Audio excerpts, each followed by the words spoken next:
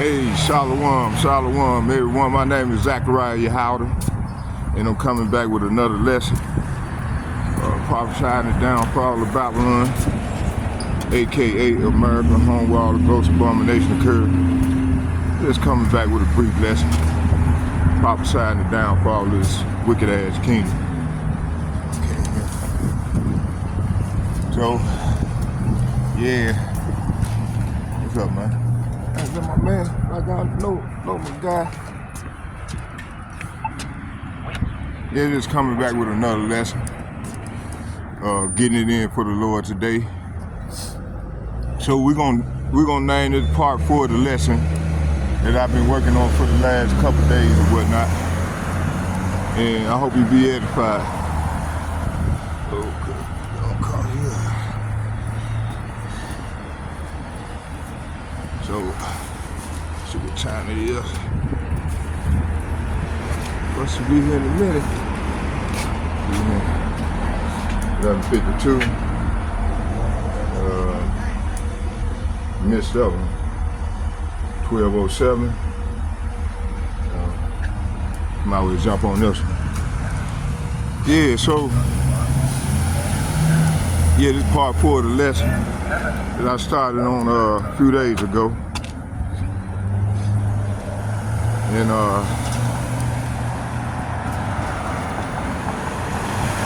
we're gonna go deep off into it.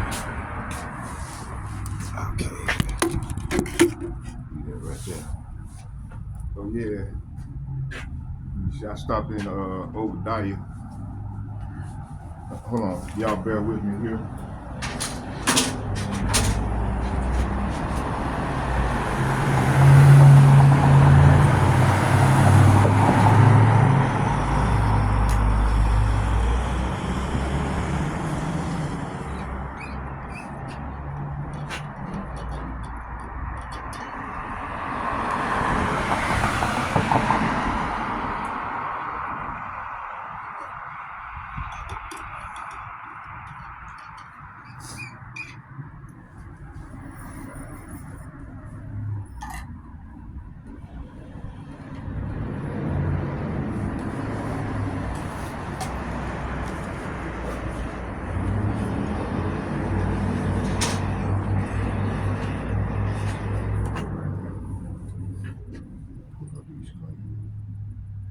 Y'all bear with me here.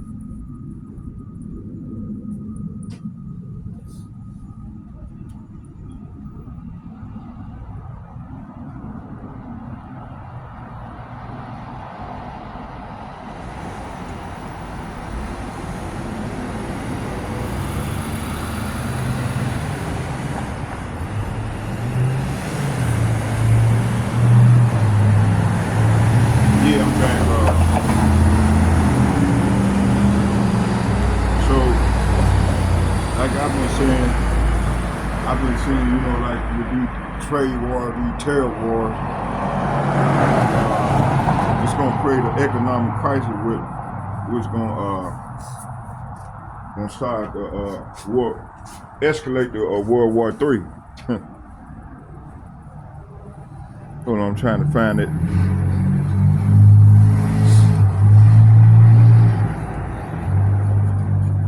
Second, verse 15.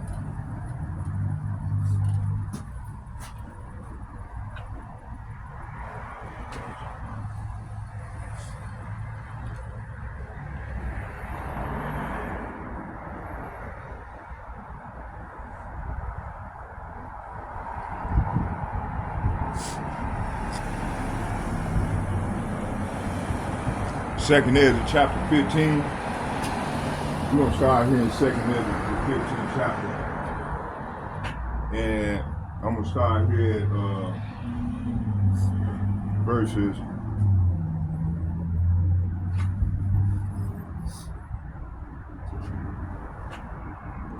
15, verse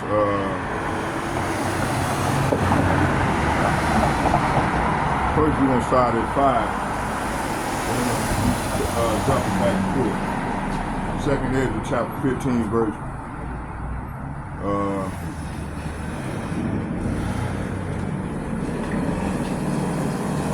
verse 5. He said, the Lord said, I am going to bring terrible disaster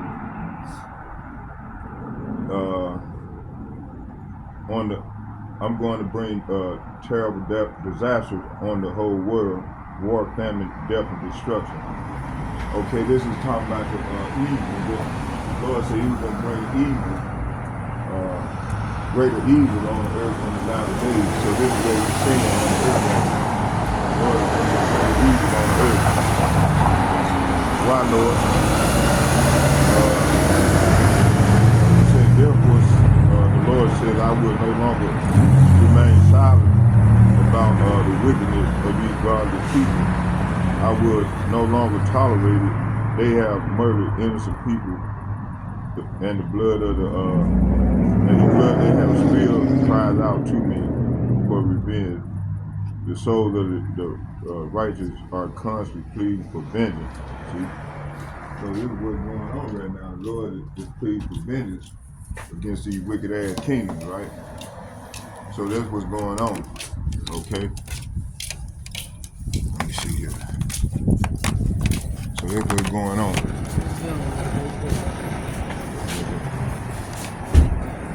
So yeah, the Lord is pleased. He said he pleased for the wickedness in the nations, right?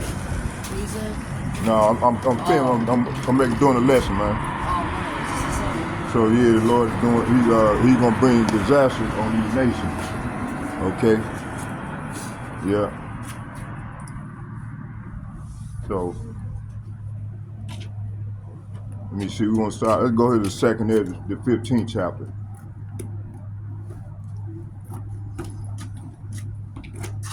Y'all bear with me here. That sun is in the way. Let me put it over here. So.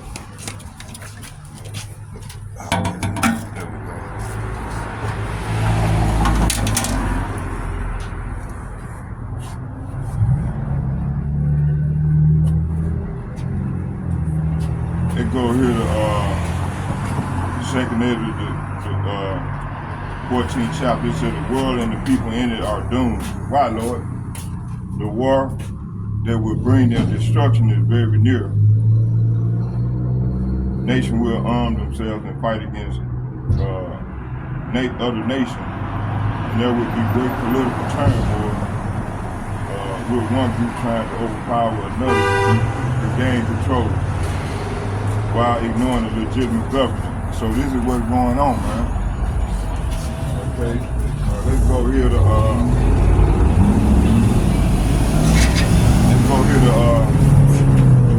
Isaiah chapter 19.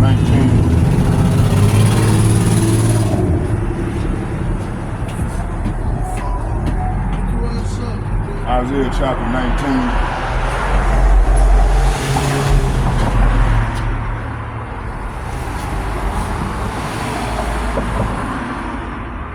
Isaiah chapter 19.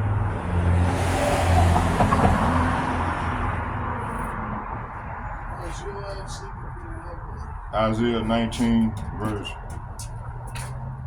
Let's go to 1. Isaiah 19 verse 1. And it reads, it said, woe. Man, this is the wrong one. Hold on, y'all, bear with me. It said, Isaiah 19 verse 1, it said, this message came to me concerning Yahweh is advancing against the Egyptians riding on a swift cloud. The idols of Egypt in the hearts of the Egyptians melt with fear. You know, so this is what's ready to go down, man. In the land of Egypt, the Egyptians gonna fall. You see, that nigga standing over me and pull that goddamn meth and shit, man. Good nigga. Now, so this is what's going on. Let's read it again. It said here. Let's read it in the KJV. It says here, the burden of Egypt, behold, Yahweh Ba'ashem, Yahweh shall ride upon a swift cloud, and shall come into Egypt, and the idols of Egypt shall be moved at his presence, and the heart of the Egyptian shall melt. Hey, how you doing now? All right. Okay, excuse me.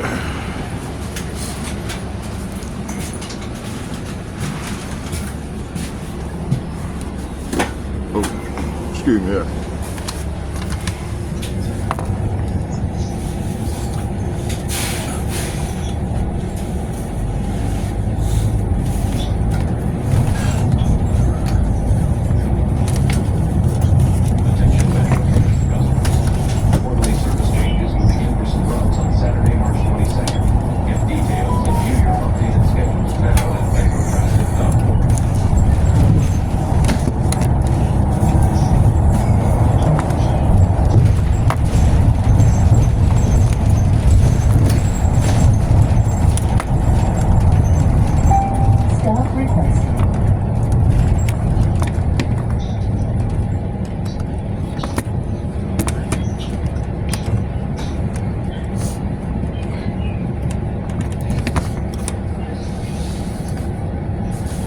Okay, well, it said Isaiah 19 verse 1, it said the burden of Egypt, it said, behold, Yahweh rideth upon a swift cloud, and shall come into Egypt, and the idols of, it said, and the idols of Egypt shall be moved at his presence, and the heart of Egypt shall melt in the middle of it. So I got some verses where it said the Egyptian. Right here it said Egypt. That would threw me off. Okay, so this is lining up with second edit. Let's go back to second edit. It says here,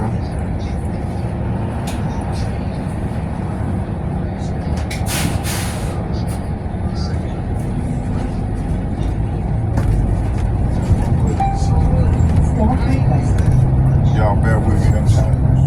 It said, yeah, here go, it said, behold, said the Lord, I will bring plagues upon the world, the sword, the famine, death, and destruction. So the Lord gonna bring these plagues, He's gonna bring evil. He's gonna bring evil into the earth, okay? It says here, it said, behold, said the Lord, I will bring plagues. That plague is talking about evil upon the world, the sword, the famine, death, and destruction. Why, Lord? For wickedness have exceeded, polluted the whole earth, and the hurtful works are fulfilled. So the hurtful works of the 2/3 of the wicked is joined unto the wicked is fulfilled. Verse 7 said, therefore, said the Lord, I will hold my tongue no more in touching their wickedness which they profane commit.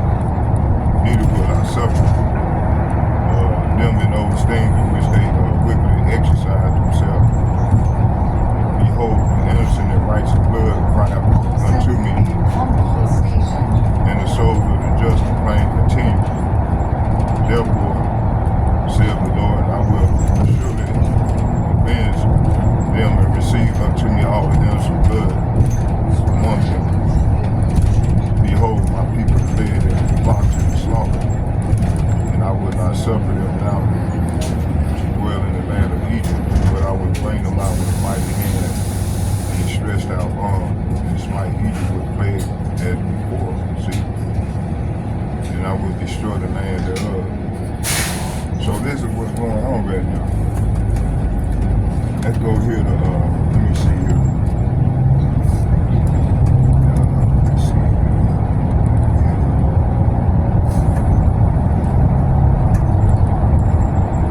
See, right now we got trade wars, terror wars, you know, all type of things, events going on that going to lead up to the collapse of the economy. And it's going to get worse and worse from that point on. Olson and Bryant Station.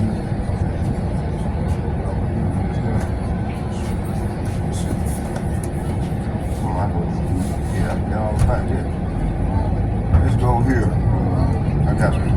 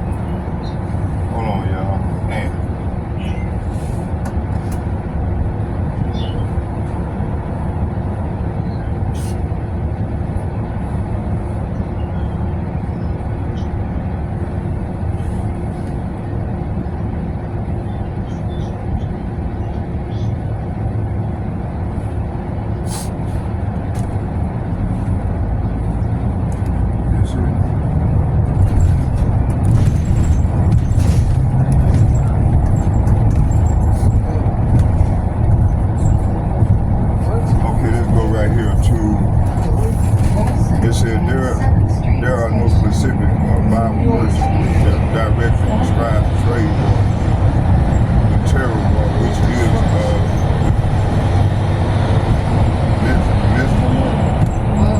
as the term trade means terror war. It is not used to describe the event. What's my site? Hold on. Hold on here for a minute.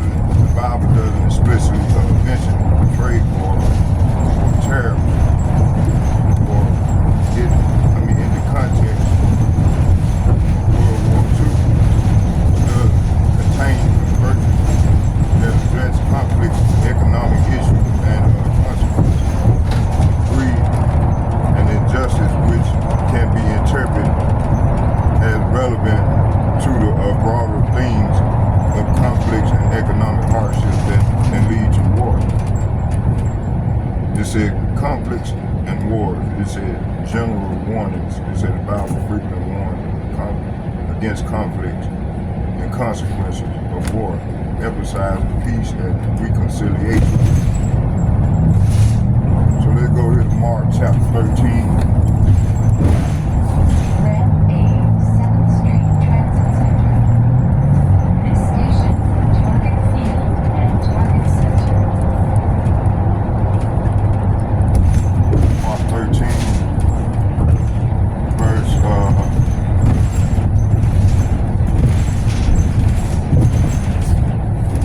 7. Mark chapter 13, verse 7, and it reads, it said, let's start at 6. It said, for many shall come in my name, saying, I am Christ, and shall deceive many. See, so a lot of people gonna come in the name of Christ, and they're gonna deceive many. Verse 7, it said, and when ye shall hear the wars and rumor of wars, be ye not troubled, for such things must need be, but the end is not yet. So verse 6, 7 is saying, for many will come in the name, in the Lord's name, claiming, I am the Messiah, and they will deceive many. And you will hear of wars and threats of wars, but don't panic. Yes, these things must take place, but the end won't follow immediately. So all these things must take place, but the end is not yet. Okay, let's go right here to Matthew chapter 24, verse 6.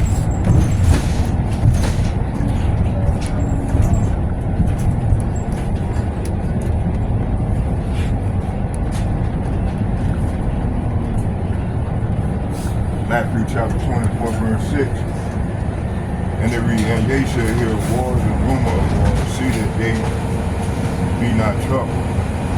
For all these things must come to pass, but the end is not yet. Right, so the end ain't yet. It's not coming yet. You know? Y'all bear with me here.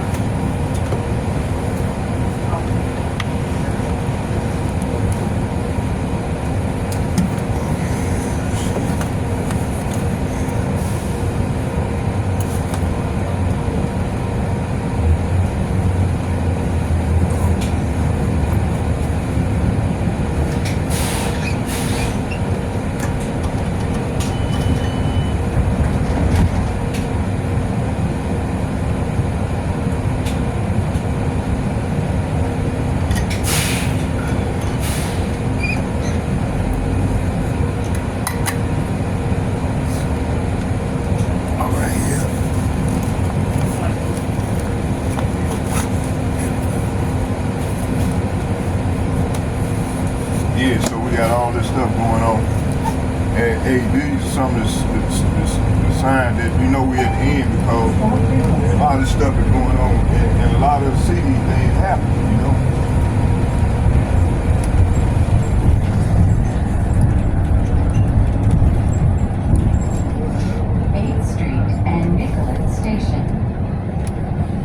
Okay, it said the Bible highlighted Yahweh Ba'Shem, Yahweh Shai justice and the consequence of nations acting unjustly, which can be seen as a potential catalyst for conflict. Proverbs chapter 11 verse 1 says, a false balance is an abomination to the Lord. Weights and measures are the Lord's requirements.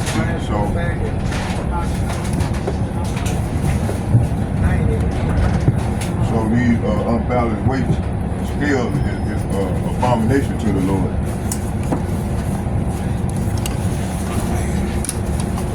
Hold on, driving, getting off too. Hold on, driving, getting off too. Go ahead, bro. Hold on, getting off. I'm getting off, driving.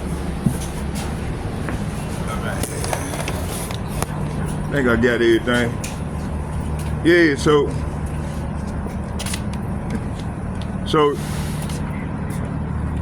this is where we at.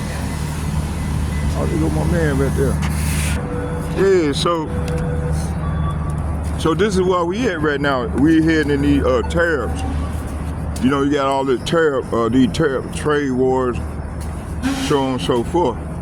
And it's only gonna escalate. Let's go into this thing, man. Let's go further off into it. You know, let me see here.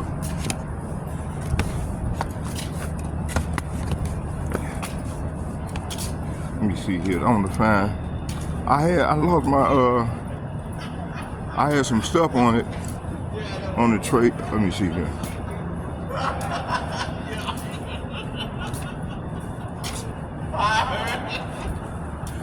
Most recent articles on tariffs and trade wars.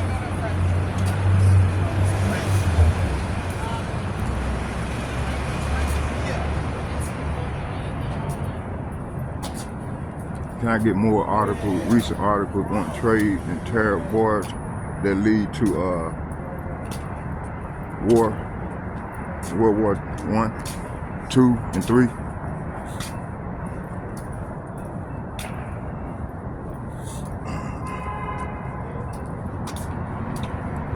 It said, while the direct link between trade and outbreak of World War I is complex, recent articles explore, like old Walter Shivers. Hey, ain't that Walter Shivers? Hey, what's going on, man? Long time no see. Walter Shivers, right? No. Ain't your name Walter Shivers? DeAndre. Hold on, you stay over there on over there by Penn, right? Nope, I stay over this way. Don't I got you on my breakdown when I be sending verses and stuff? You getting the verses and stuff? Yeah. Okay. That's all. I thought I'd just make sure I know you been getting everything, right? Hey, if you go straight direct to my page, Zachariah Judah, ZACHARIYA8JUDAH. You can go straight to my page and you can get all the videos like I'm making recently. Before, cause it take me time to process them and so on and so forth. But you go the next day or a few hours later, you're gonna see the video posted. For each day, I'm making a video every day. So then subscribe to the channel. And then that way, all I had to do then just send all the brothers videos that I send on or either do the breakdown. But when you wanna go direct to my page and get my video, just go to my channel and you can see them videos. Okay. All right, brother, you take care. All right, brother. All right, same to you. All right. So yeah, so like I was saying is, hey, right now we going into the if we ready to have these trade wars, these tariffs. Let's go into this because I had asked a question. And man, holy shit, I get ran over.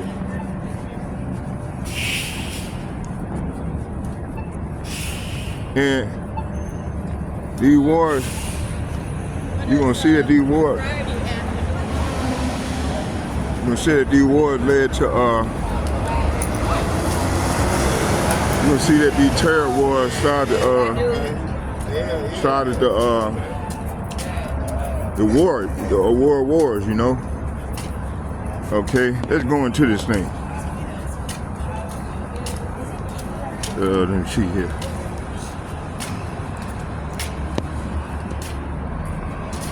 I lost the article that I had. I had a good article on it. I thought I had. Let me see here. I thought I had processed it in my phone. Saved it because I was reading it.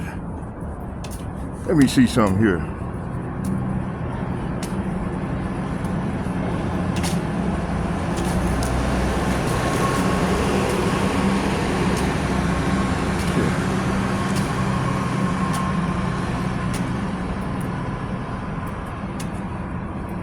Y'all bear with me here.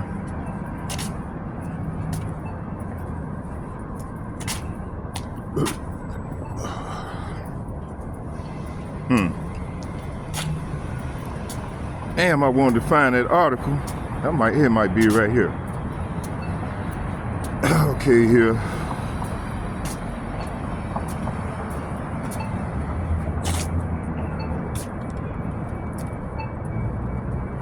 Let's see it.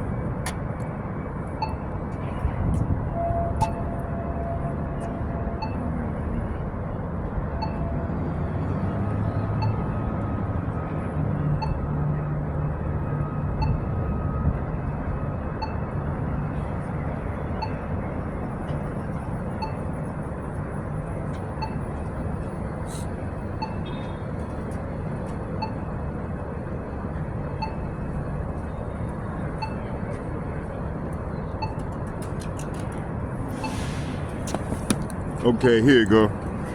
I think that's it.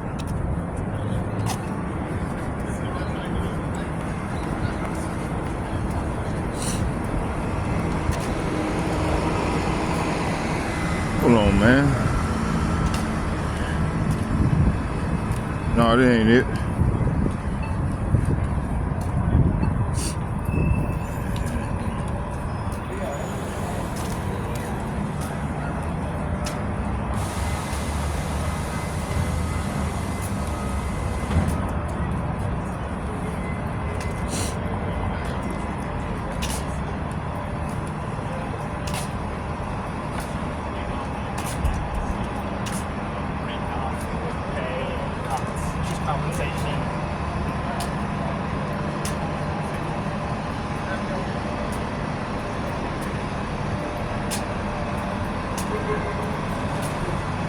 I can't find it. Hold on, y'all. Damn.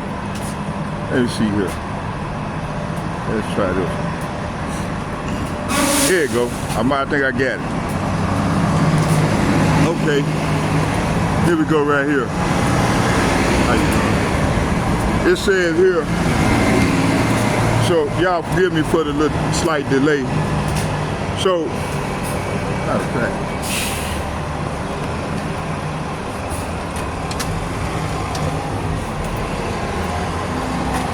it says here,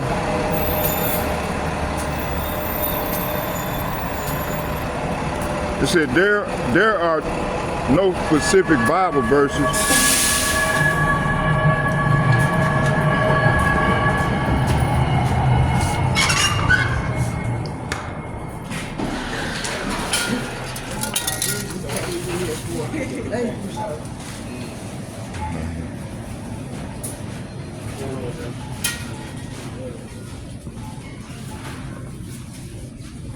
oh, excuse me there, buddy. Yeah, sure, you got it.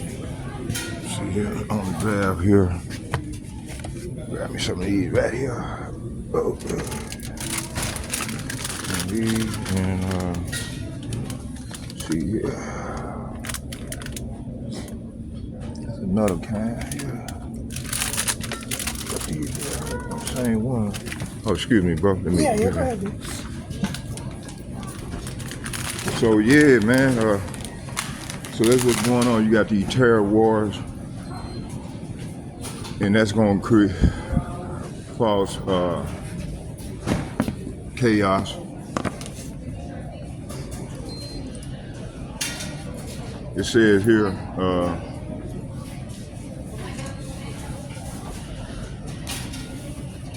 it said there are no specific Bible verses that directly describe the trade war or the terror war. It said that lead to World War II, as these are modern concepts and historical events, not explicitly mentioned in the Bible. Here's a more detailed explanation. Context: the Bible predates the concept of trade war and terror. War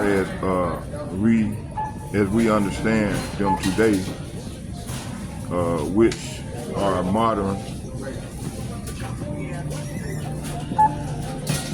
modern geopolitical turn biblical focus on the Bible verses. Hey, are you open?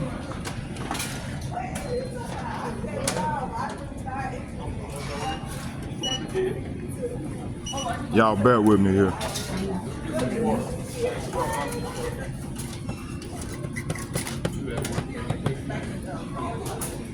Card? Paying card? No, I'm just paying cash. Oh, I would've got you. Hold on now, y'all gonna, hey, hold on, she gonna just, hey, they just gonna walk and skip me.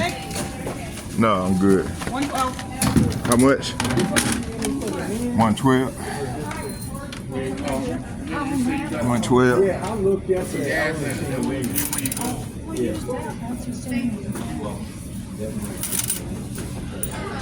No, I got a pen, 2 cents. Have a nice day. I thought I had another penny. Grab that penny. Grab that penny.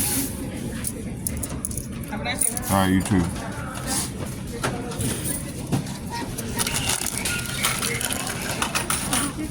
All right. Oh, excuse me there. Excuse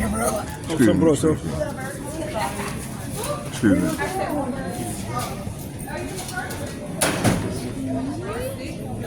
Excuse me. So this is what caused the last World War, and you gonna have these trade wars that's gonna create a domino effect, a chain reaction, and they're gonna create more chaos and instability throughout the face of the earth. You see? Okay. Let's see here. Hey, grab me some throat launcher. Throat getting irritated. Okay, let's go back to this here. It says here, let's go back and read it again. It says it says here, there are no specific Bible verses that directly describe the trade war or the terror war that lead to World War II, as these modern concepts and historical events not explicitly mentioned in the Bible. Here's a more detailed explanation. Historical context. The Bible predates the concept of trade wars and terror wars as we understand them today, which are modern geopolitical terms. The biblical focus, the Bible primarily focuses on religious and spiritual themes rather than detailed historical and political events of the scale of World War II, okay? It said general themes. While the Bible doesn't describe these specific events, it does contain themes of conflict, war, and the consequences of human actions, see, which can be interpreted in a broader context. Example, Deuteronomy chapter 20. This chapter contains law of warfare, including instruction on how to approach battles and threats, conquer people. The book of the wars of Yahweh. This is the non-canonical book reference in the Bible that is now lost. I wonder why. But it may contain accounts of battles and conflict interpretations, and some may draw parallels between biblical themes, conflict, and events leading up to World War II. But these are interpretations and not direct reference. Okay, so I wonder why they took why they try to hide that, man. They try to hide the war, the book of the war. You know, I wonder why they try to hide them books. Probably showing where we were kicking ass, kicking butt back in those days. That's why they hid them. You know, the Lord, he put the spirit on Jay. He gave them superpowers, man. We were like Superman back in those days. You know, like mighty men, you know. So that's what I think these people afraid of right now, you know. Man, I can't find that one article. I thought I saved it, man. It had some meat on the bone, boy, and I thought I saved it because I wanted to do the lesson on it today. So for some reason, I can't find it. Okay. I'm trying to see here. You know, when I get home and get situated, then all this stuff, I'll be able to find stuff. So y'all bear with me here.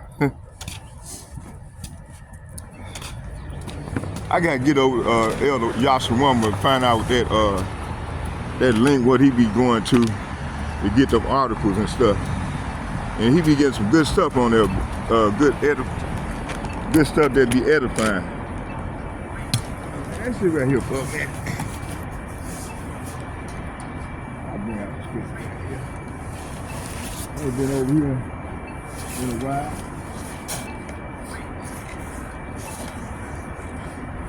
Okay. Watch this before it's too late. The nationwide roof repair and replacement website makes it possible. Hold on, y'all.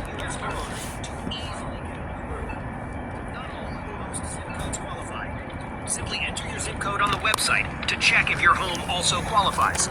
There are just a few requirements to qualify. 1. You are a U.S. resident. So yeah, man.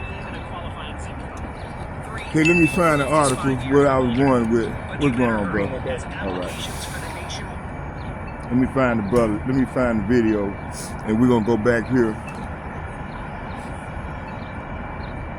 So it says here. Okay, it said here's the breakdown on it. Here's a breakdown of how trade wars and economic factors play a role in the lead up to World War I. Okay, it's gonna give me a breakdown on, I think these wars like World War I and World War II, they were having disputes over trade in the late 1800s, 1900s, and 2000. I mean, in the 19th century. Excuse me. So let's go into this thing. It says here. It said while direct link between trade and outbreak of World War I is complex, recent articles explore how trade disputes and economic rivalries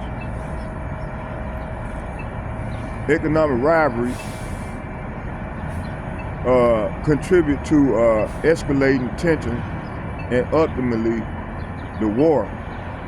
It said here's a breakdown on how trade and economic factors play a role in the lead up to World War I. It said economic rivalries and imperialism, industrial competition.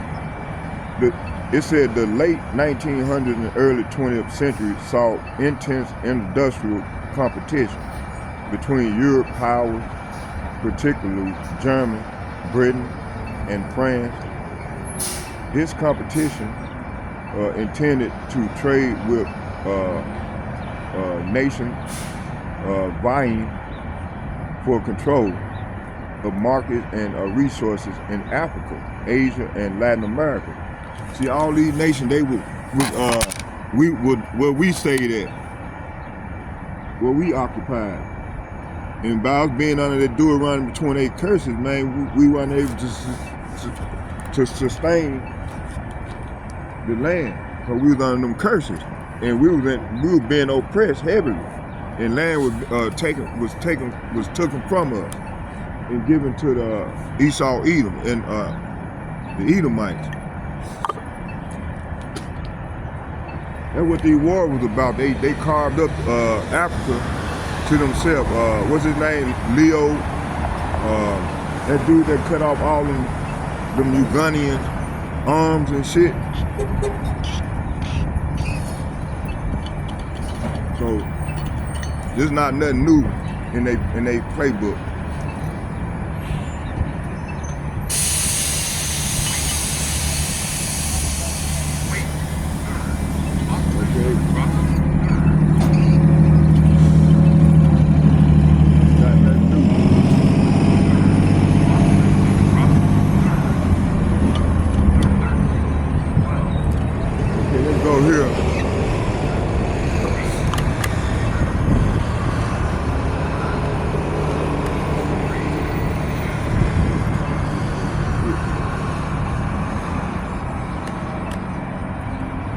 So yeah, this wasn't nothing new dating back to their old playbook, right?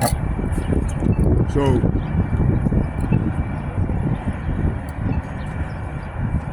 it says here,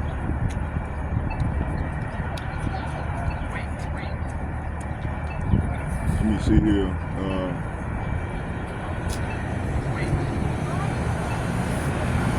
Let's go to colonialism and trade. It said the pursuit of colonies and trade route was a major driver of imperialism expansion, leading to conflict. Okay. It says here. It said the rivalry between European powers, trade barriers, and tariffs, the rise of protectionist policies such as tariffs and quotas created economic friction and resentment between nations. 2, it said the role of trade in the arms race, economic strength, and military power. Okay, the ability to produce and trade goods, particularly industrial goods, was seen as a key indicator of a nation's economic and military strength. See? So this is how in America after World War II became dominant and powerful. As you're gonna see Dr. Wood break it down in his video, he's gonna talk about some of the stuff that I'm talking about, and I'm gonna let him go more into it as we watch some of his video. You know, I got a couple of his videos and a couple more videos to prove my point. But we're gonna bring out a few more scriptures, and I'm gonna read some more of this article, and then we'll go to the video. I mean, we'll come back over this article. It says arm and production trade. Hold on, let's go back to arm and race. No, trade and barriers and tariffs. So it says here, colonial and trade. No, let's go to, matter of fact, let's go back to the top. It said here's the breakdown on how trade and economic factors played a role in the lead up to World War I. It said economic rivalries and imperialism. Okay, let's find out what imperialism means.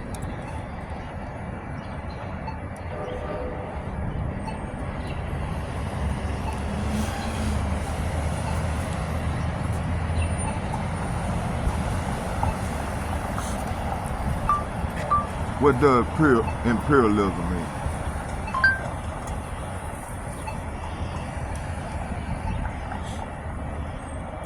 Imperialism.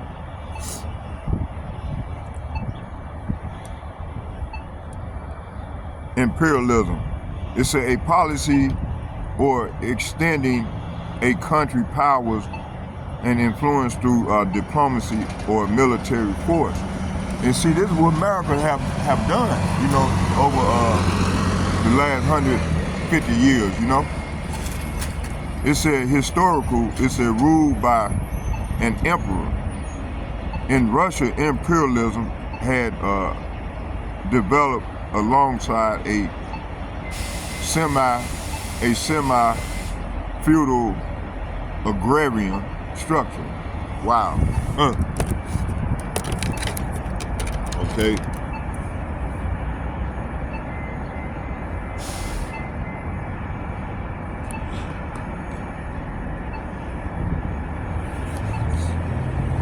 Okay, let's go back here. Let me try to find these videos.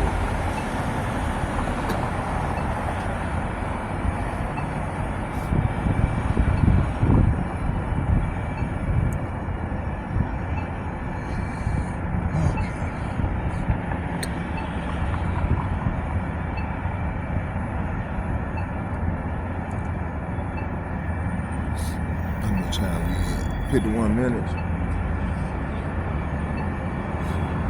Y'all bear with me.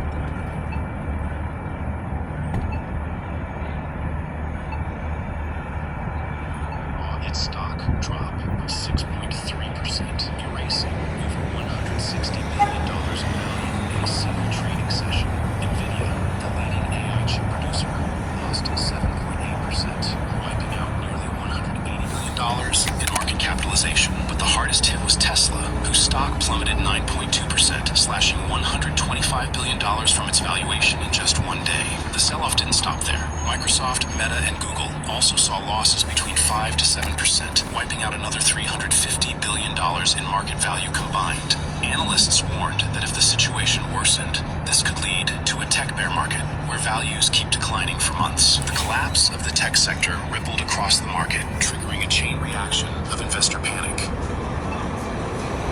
Beyond tech, the airline industry and hedge funds were also caught in the storm. Delta Airlines, one of America's largest carriers, announced a 50% cut in profit forecasts due to rising fuel costs from Canadian tariffs. Instantly, Delta's stock plummeted 14%.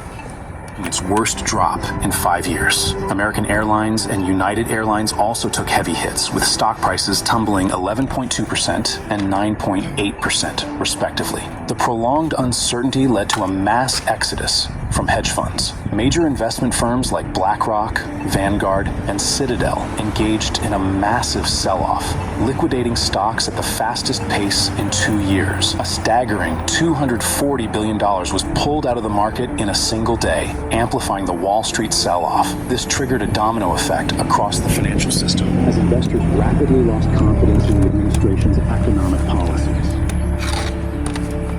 The collapse All right, beyond tech and airlines, yeah. shaking the entire U.S. financial system. Major banks like J.P. Morgan Chase, Goldman Sachs, and Bank of America each saw declines exceeding 5%, driven by fears of an impending recession. The S&P 500 dropped 5.7%, marking its largest single-day loss since the 2020 pandemic. The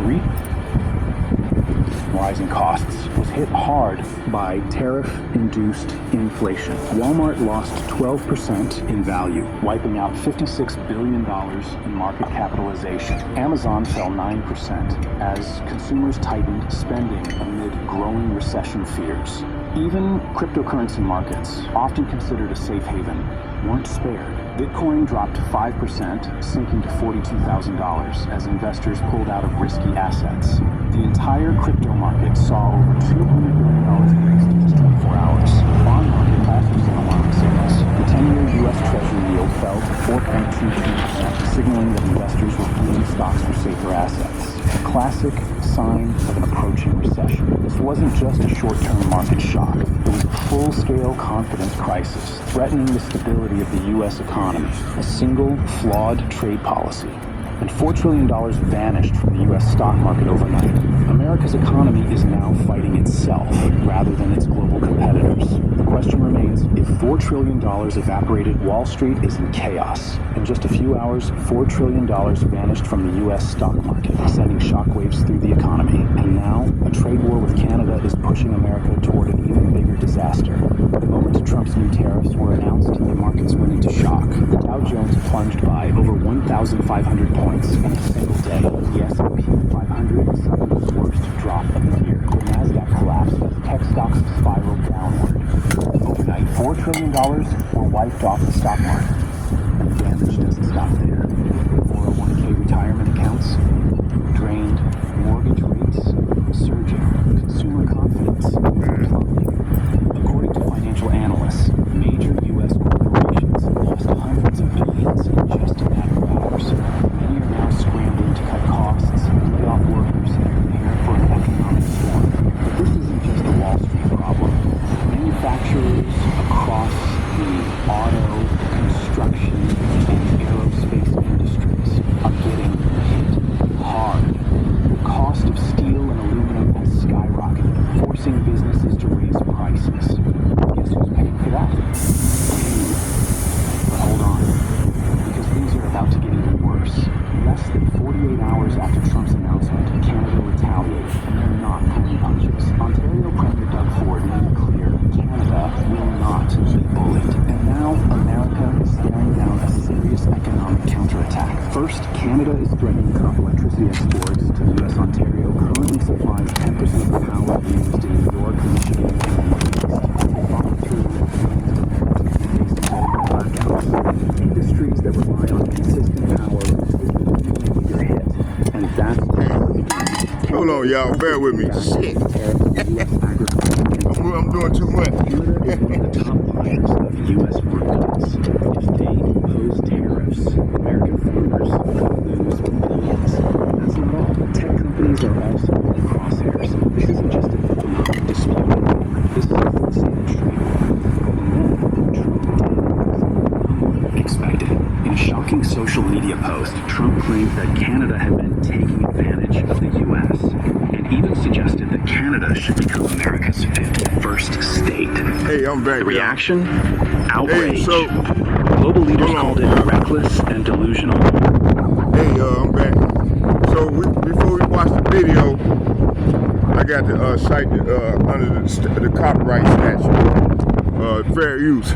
Let me get that first. And let me see here.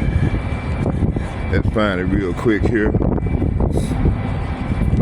Okay.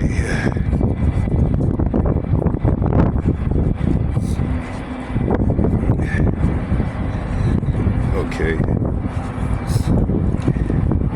It says here, under section 17 U.S. Code, 17 U.S. Code 107, exclusive limitation on exclusive rights, fair use, under the copyright section. It says 17 U.S. 107 limitation, exclusive rights, fair use. I'm not getting paid for this. It's strictly for educational purposes. Attended. Okay, fair use. Okay, let's go back to the article before we watch the video. Let's read some more of the article. So, like I said, these trade wars that's going on throughout the earth, which caused by America. America is always causing all these chaotic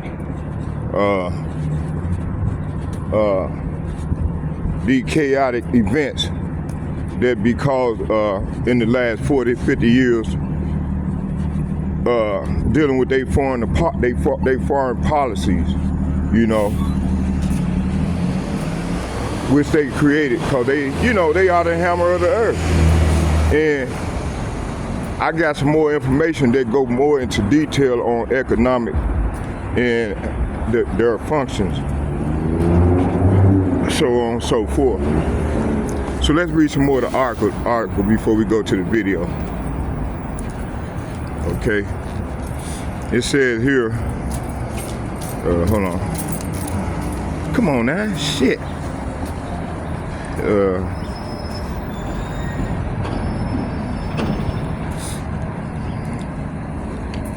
All right, let me see here. Go there. Damn, where my oh, here you go. It says here, let's go back to the top. It said, while the direct link between trade and outbreak of World War I and World War II, it says, right here is World War I. It says here is recent articles.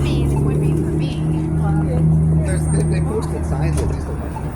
It said, while the direct link between trade and outbreak of World War I is complex, recent articles explore how trade disputes and economic rivalries contribute to the escalating tension and ultimately the war.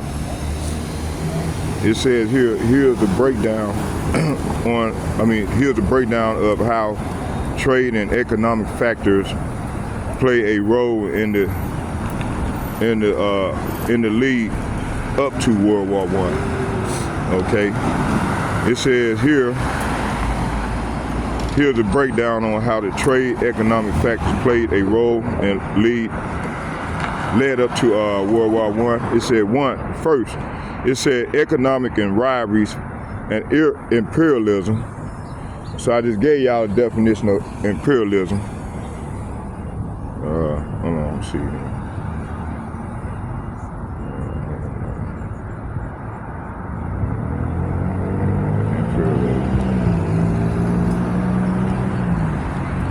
Okay, imperialism. Imperialism. It reads right here. It said. It says here. A policy is a noun. It said a policy of extending a country's power and influence through diplomacy and military force. See, it says here. Hold on here. I can't see. The sun blocking my view out. I can't. Shit. Hold on here. Yeah. Hold on here. Let me get back here. I can read it right here. Let's read this article. It said Google made. Ah, come on now. What the hell? It said dictionary use. It said a policy of extending a country power and influence through diplomacy and military force. The struggle against imperialism, historical. It said ruled by an emperor. In Russia, imperialism had developed alongside a semi-feudal agrarian structure. Okay. So that's what it means. Okay. Okay, let's go let's hear some of the video. Why? Cause I can't see and I got the sun on my phone while I'm walking. So let's just hear some of the video play. Let's let it play, son.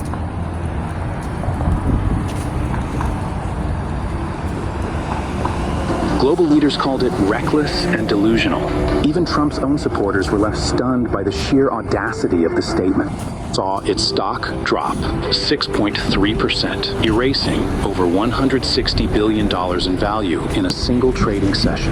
NVIDIA, the leading AI chip producer, lost 7.8%, wiping out nearly $180 billion in market capitalization. But the hardest hit was Tesla, whose stock plummeted 9.2%, slashing $125 billion from its valuation in just one day. The sell-off didn't stop there. Microsoft, Meta, and Google also saw losses between 5 to 7%, wiping out another $350 billion in market value combined. Analysts warned that if the situation worsened, this could lead to a tech bear market where values keep declining for months. The collapse of the tech sector rippled across the market, triggering a chain reaction of investor panic. Beyond tech, the airline industry and hedge funds were also caught in the storm. Delta Airlines, one of America's largest carriers, announced a 50% cut in profit forecasts due to rising fuel costs from Canadian tariffs. Instantly, Delta's stock plummeted 14%, marking its worst drop in 5 years. American Airlines and United Airlines also took heavy hits, with stock prices tumbling 11.2% and 9.8%, respectively. The prolonged uncertainty led to a mass exodus from hedge funds. Major investment firms like BlackRock, Vanguard, and Citadel engaged in a massive sell-off, liquidating stocks at the fastest pace in 2 years. A staggering $240 billion was pulled out of the market in a single day, amplifying the Wall Street sell-off. This triggered a domino effect across the financial system, as investors rapidly lost confidence in the administration's economic policies. The collapse extended beyond tech and airlines, shaking the entire U.S. financial system. Major banks like J.P. Morgan Chase, Goldman Sachs, and Bank of America each saw declines exceeding 5%, driven by fears of an impending recession. The S&P 500 dropped 5.7%, marking its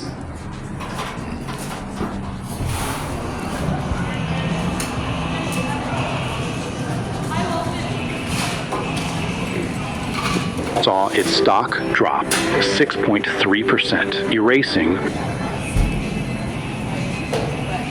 Oh, excuse me. Hey, how you doing now? Excuse me, get out of here. Oh, excuse me, sir. Do you want me to start your cappuccino? 2 honey. 2 honey, gotcha. Thanks for sharing that.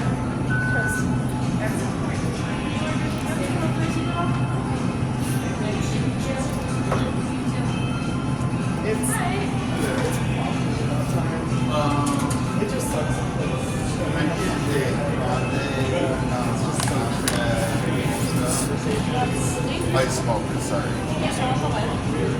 Actually, no. Could I get cherry coke ones instead? Cherry Coke one, absolutely. Anything else for you? Light ice. Absolutely. And then can I get All of our food is over there, otherwise we have pictures of it. can I get a venti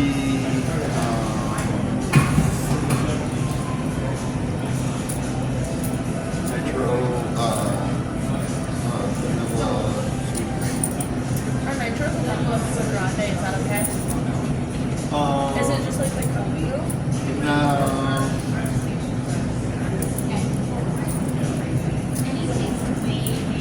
Fine, I'll do the can I get, do you have the,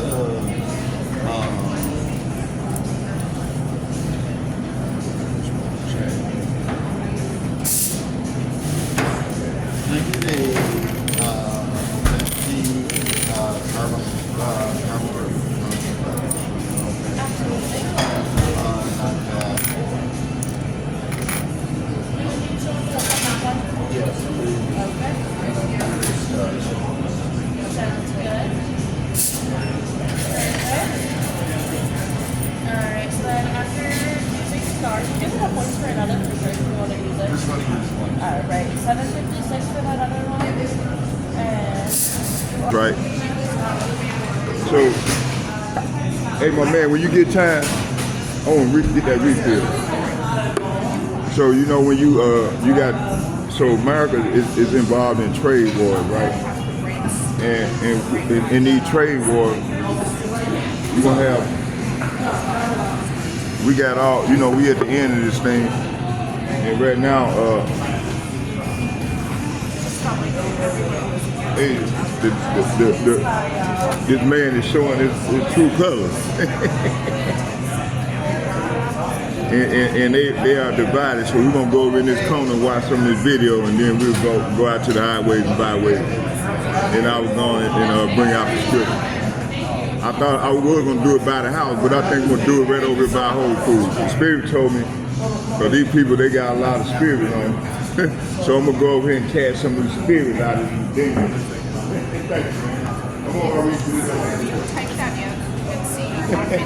Catch some of these demons down. Got all these demons. The Lord said Egyptian against Egyptian. You got demon against demon, and the kingdom cannot stand.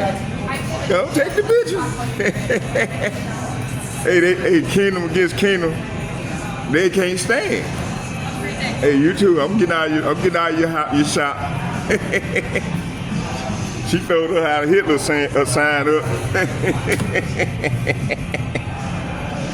Yeah, that's okay. Let's make great. You know what my man said? Let's make America great again. Come on, man. Come on, sir. Come on. I can come right behind. Come on. And let's make America great again. These people really believe. Hey, the Lord is deceiving these people. These people think these goddamn Edomites think the Lord is with them, man. You know what? I think I'm gonna set my camera right here downtown here, and we're gonna get it in. This old ugly ass white bitch, fucking demon. I knew where I was at in the line. I'm just trying to go around. Shit, bitch, why couldn't you don't go get it? Go get one of them corners over there, and you know, hey, these, you know, Edomite, they hate me, man. I don't know why I continue to go in that fucking place and spend my fucking coffee money. But anyway,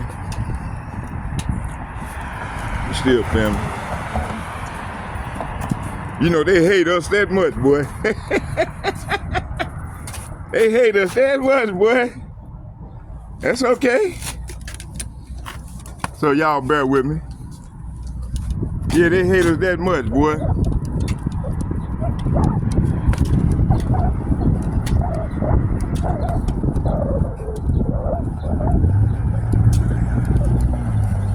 Lord gonna take these devils down.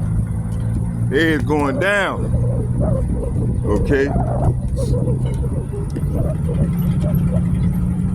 And these people, they they done stole, done took, done robbed, done killed, done created laws, unrighteous decrees to further the oppression on Jake.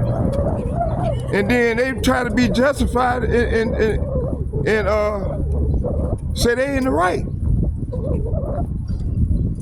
Continue to believe that they in the right. And don't give a shit about nobody else. That's a rude person, boy. That's why the Lord got to come. And that's why I starting with the elder apostles and bishops and the like-minded men on down as myself. That's why we crying out to the Lord, how long, Lord, you gonna continue to let this devil get away with all this? You know? The Lord said, just wait upon me. Wait till I raise up for the, rise up for the prey, okay?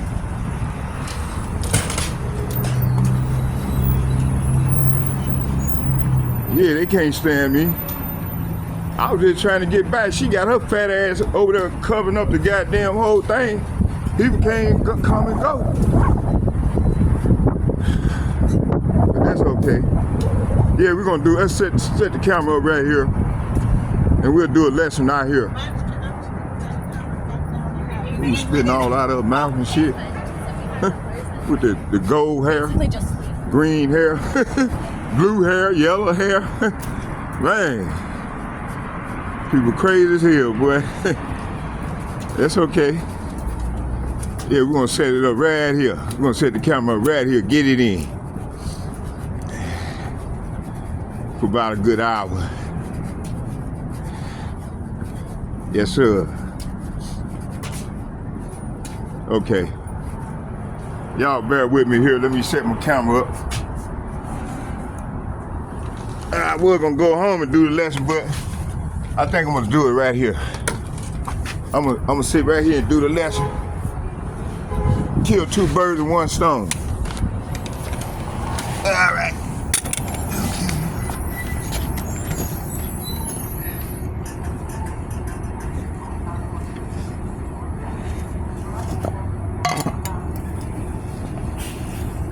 Shit.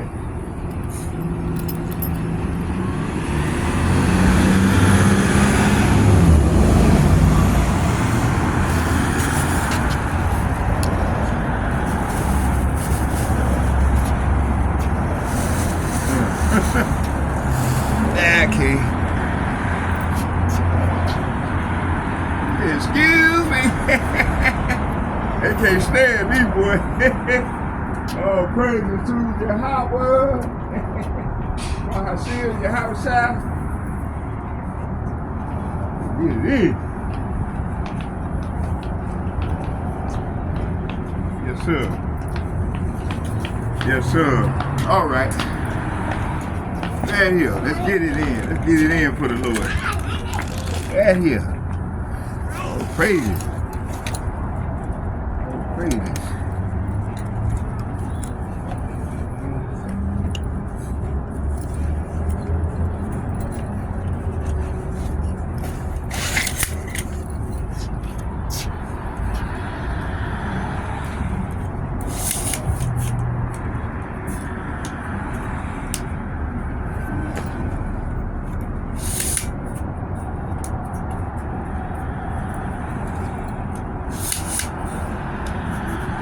There we go.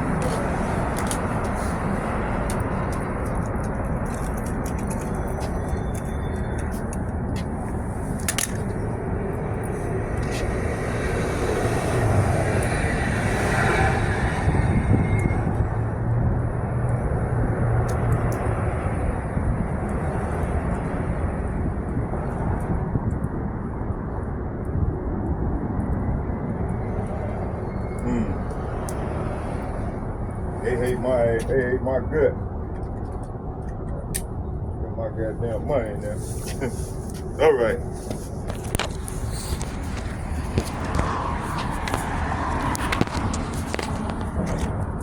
All right, yeah, I'm back.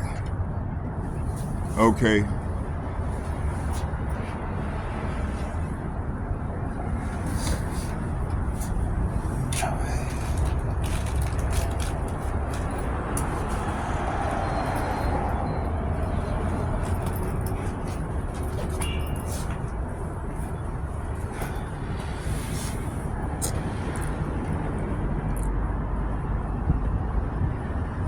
Okay, we're gonna go to the 30-minute mark. Let's finish watching the rest of this video, and then we'll go with some scripture. I'm gonna continue to let the film play.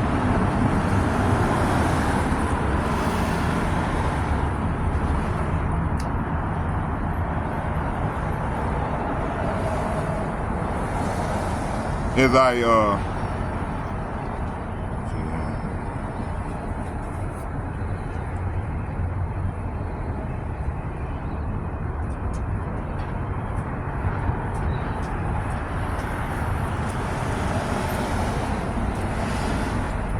Hey, what's going on? Keep smile there, bro. All right, let's go. Let's finish watching the video. Saw its stock drop 6.3%, erasing over $160 billion in value Hold in on, a y'all. single trading session. Nvidia, the leading AI chip producer, lost 7.8%, wiping out nearly $180 billion in market capitalization. But the hardest hit was saw its stock.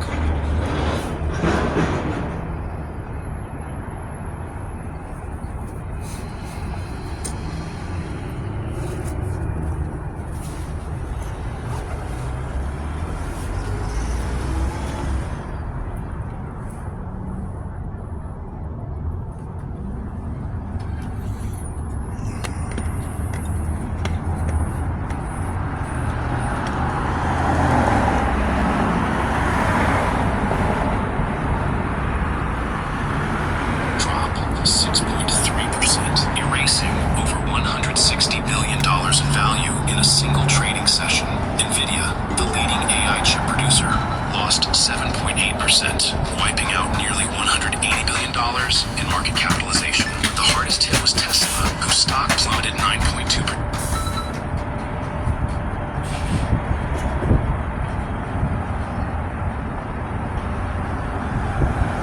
$25 billion from its valuation in just one day. The sell-off didn't stop there. Microsoft, Meta, and Google also saw losses between 5 to 7%, wiping out another $350 billion in market value combined. Analysts warned. To a tech bear market, where values keep declining for months. The collapse of the tech sector rippled across the market, triggering a chain reaction of investor panic. Beyond tech, the airline industry and hedge funds were also caught in the storm. Delta Airlines, one of America's largest carriers, announced a 50% cut in profit forecasts due to rising fuel costs from Canadian tariffs. Instantly, Delta's stock plummeted 14%, marking its worst drop in 5 years. American Airlines and United stock prices tumbling 11.2% and 9.8%, respectively. The prolonged uncertainty led to a mass exodus from hedge funds. Major investment firms like BlackRock, Vanguard, and Citadel engaged in a massive sell-off, liquidating stocks at the fastest pace in 2 years. A staggering $240 billion was pulled out of the market in a single day, amplifying the Wall Street sell-off. This triggered a domino effect across the financial system as investors rapidly lost confidence in the administration's economic policies.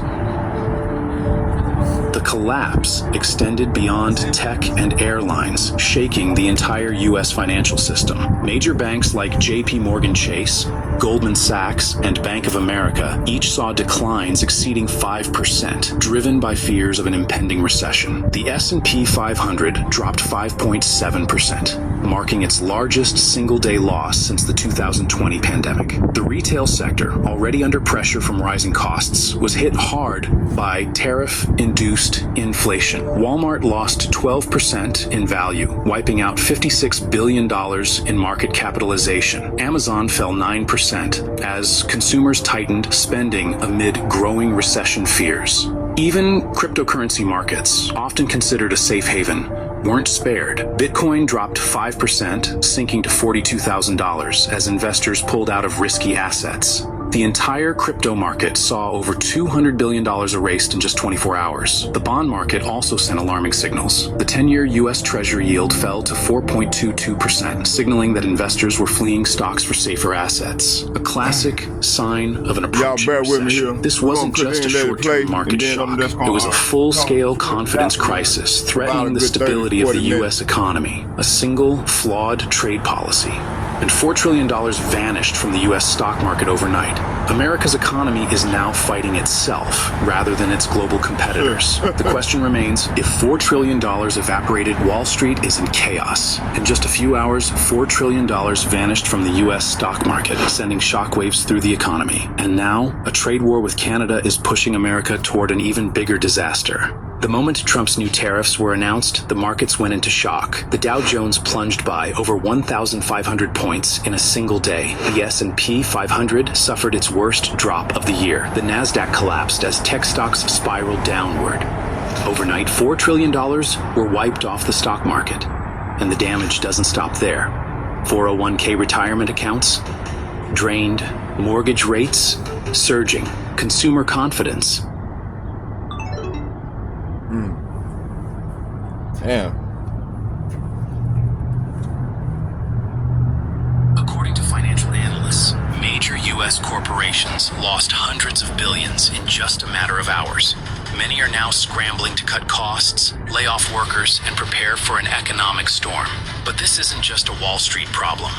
Manufacturers across the auto, construction, Hold on, y'all. aerospace industries are getting hit hard.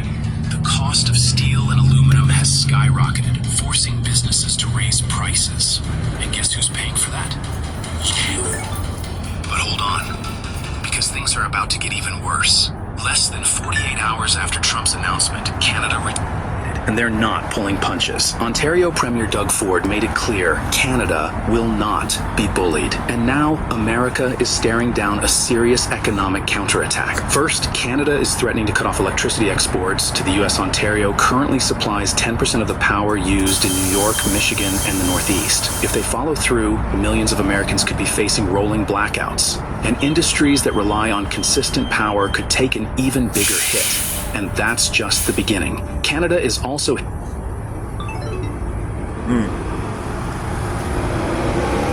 Tariffs on U.S. agriculture and tech products.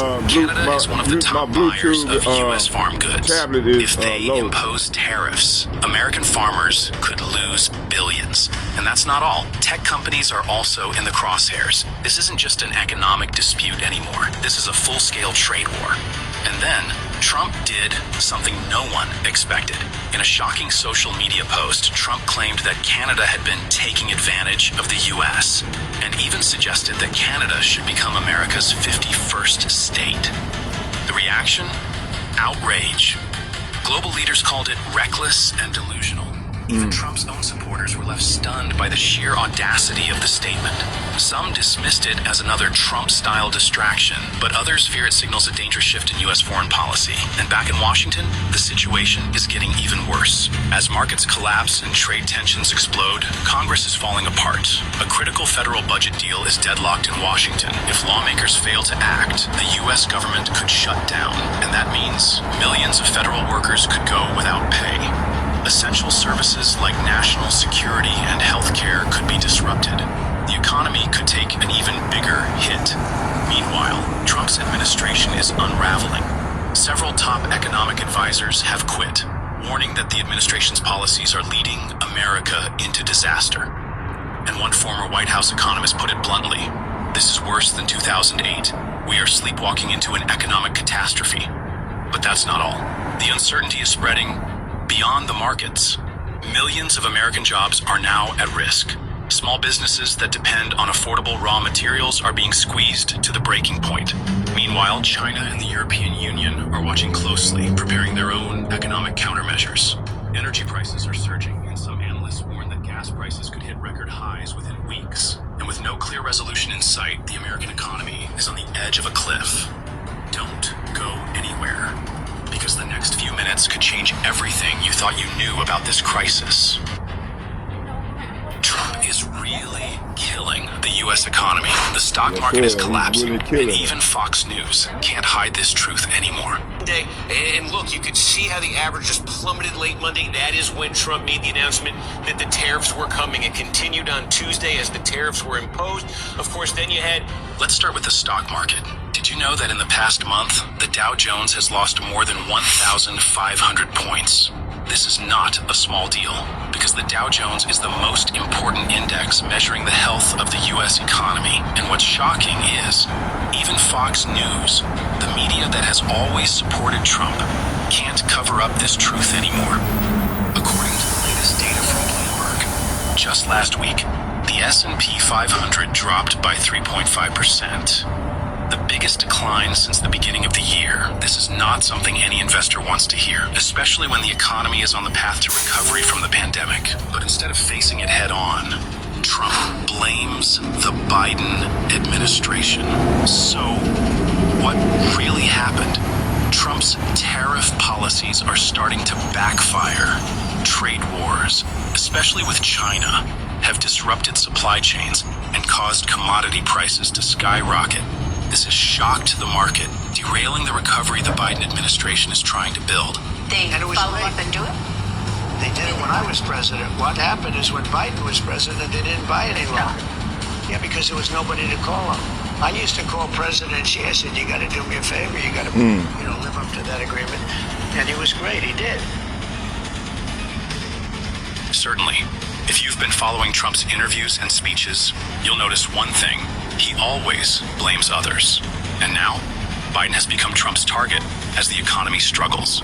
Trump says Biden's economy is going down. But what's the reality?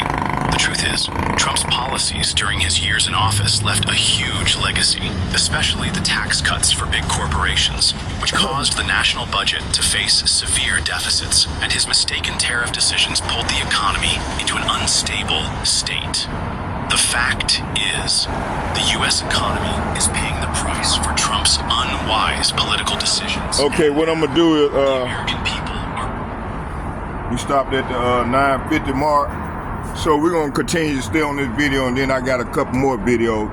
So what I'm gonna do is come on with some scriptures, and for about 30 minutes work, and then this will be part of. So like I said, I'm gonna do a series of videos regarding this here, and the name of this lesson is part 4 of. Y'all bear with me.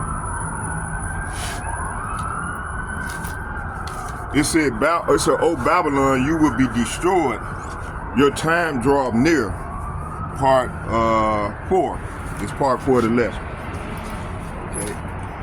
So I won't forget. I did a prelude last night, and I'm gonna stay on this course until I finish the precept on this page I got. Okay, let's go. Let's start here. Isaiah. Chapter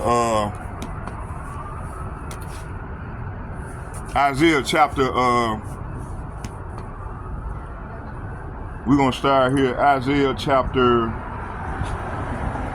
let me see here.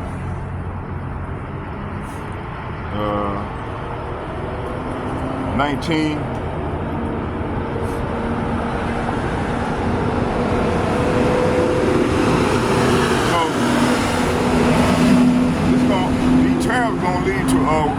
Gonna lead to war, man.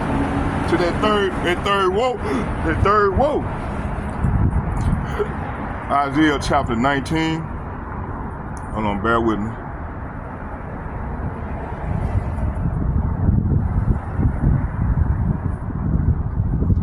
Isaiah chapter 19, verse Isaiah chapter 19, verse 1, and it reads, it said, woe, it said, the burden of Egypt, behold, Yahweh rideth upon a swift cloud, and shall come into Egypt, and the idols of Egypt shall be moved at his presence, and the heart of the Egyptians shall melt in the midst thereof. I mean, in the midst of it, see? So the heart of the Egyptians gonna melt in the middle of it, okay? Verse 2, it said, and I will set Egyptian against Egyptian, and they shall fight everyone against his brother and everyone against his neighbor, city against city, and kingdom against kingdom. So this is what we're saying. So verse 1 and 2 is saying, this message came from me concerning Egypt. Look, what's going on? How you doing there? It said, look, the message came from me concerning Egypt.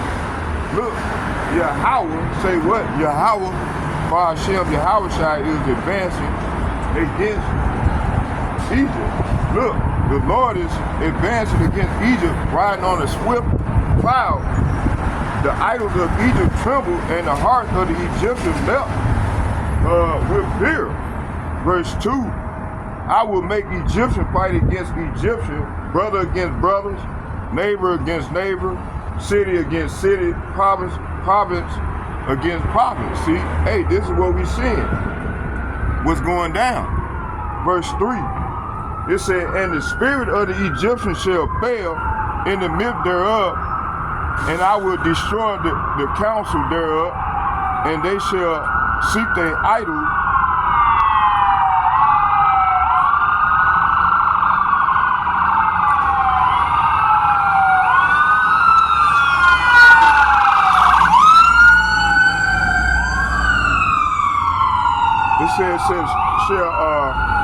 It said, and the spirit shall fail in the midst thereof, and I will destroy the counsel thereof, and they shall seek their idols and charmers, and to them that have familiar spirits, and to wizards.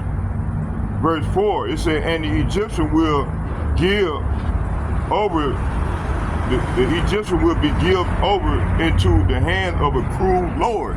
That's Donald Trump. And the fierce king shall rule over them, saith Yahweh, Hashem, Yahweh Shai, of hosts. See, so this is what's going on. The earth is getting into the hand of the wicked. In America, all the people went out and voted. So you got your who you voted for. Y'all voted overwhelmingly for King Trump. So y'all got your cruel lord. You got your cruel lord. Now you complain. Don't complain now. You got your cruel lord. Got a cute smile there. Okay. What was it? Hey. When you get tired, read Isaiah 4:1. Isaiah 4:1. Okay. So where was it? Oh, hold on, y'all. Bear with me. Now, so it done got so worse. These people, they seeking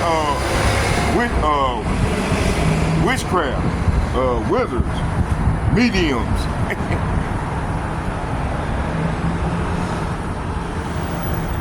These people losing their damn mind out here, boy. They seeking to mediums and shit.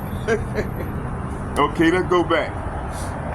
Let's go back to Isaiah chapter 19, verse 1, get more understanding regarding Isaiah 19, verse 1. It said, let's go to, it said the burden, let's read it in the NLT. It said, this message came to me concerning Egypt.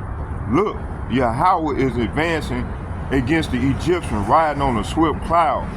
And the idols, say what? And the idols of Egypt tremble. So they're going to tremble. it says, the heart of the Egyptian melt with fear. So they're gonna be so scared of doing all this wicked shit, they're gonna tremble, okay? Let's go further into, let's get more understanding. What does the Bible say about Egypt? It said, behold, the Lord is riding on a swift cloud to come to Egypt, okay? Let's get that swift cloud, riding on a swift cloud. Let's go to Isaiah chapter 18, verse 8 and 9. I mean, Salafi, Psalms chapter 8, verse 18.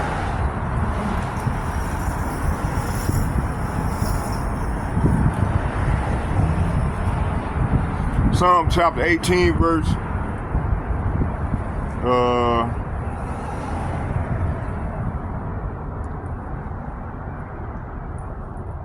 let's start at 7 and then we're gonna read to 9. It said, then the earth shook and trembled, the foundation also, and the hills moved and were shaken because he was wroth. Okay, the Lord was wroth, and the earth trembled, man. Okay, so then the earth quaked and trembled, and the foundation and mountains shook. They quaked because of his anger. See, because of the Lord's anger. Verse 8. Then went up a smoke out of the nostril, and fire out of his mouth devoured coals were kindled by it. Verse 9, he bowed, it said he bowed the heavens also and came down, and darkness was under his feet, okay? So this is the chariot, man. The chariot that the Lord ride in, he ride on the swift cloud, man. That swift cloud is the chariot of the Most High, all right? Let's go to Psalm chapter 104.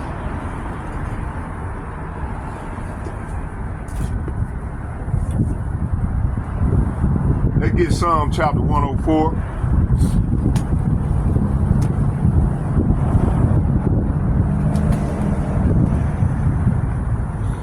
Psalm chapter 104, verse 3. We're gonna start at, let's start at 1 and read to 3. It said, bless Yahweh, oh my soul, oh Yahweh, my power, thou art very great, thou art clothed with honor and majesty. Okay. Verse 2, it said, who covered thyself with a light as with a garment, who stretcheth out the heaven like a curtain, who layeth the beams of his chambers in the waters, who maketh the clouds his chariot, see? Who walketh upon the wings of the wind, see? Talking about the chariot. They're gonna come into Egypt and everybody gonna tremble at the Lord present, you see? You know, they even created in second Ezra talk about they're gonna even try to fight against the Lord. He's gonna put on their spirit to make them fight him. And he's gonna annihilate all of them. Okay? You read second Ezra, the 13th chapter. Read that whole chapter. Beautiful, beautiful chapter. Okay? Let's go to Matthew. So let's go back and read these 3 verses in the NLT. It said, let all that I am praise the Lord, O Lord, my power. How great art, it said how great you are. You are robed with honor and majesty. You are dressed in the robe of light. You stretch out the starry curtain of heaven. You lay out the rafters of your home in the rain cloud. You make the clouds your chariot. You ride upon the wings of the wind. See? So he gonna ride upon the wings, man. He gonna come into Edom and he gonna bring down Esau, Edom, who is the level that the Bible speaks of, okay?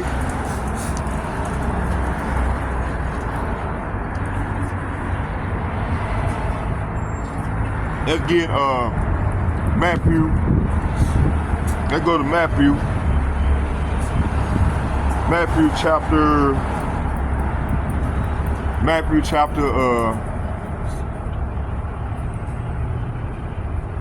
Let's see. Matthew chapter 26. Matthew chapter 26, verse 64.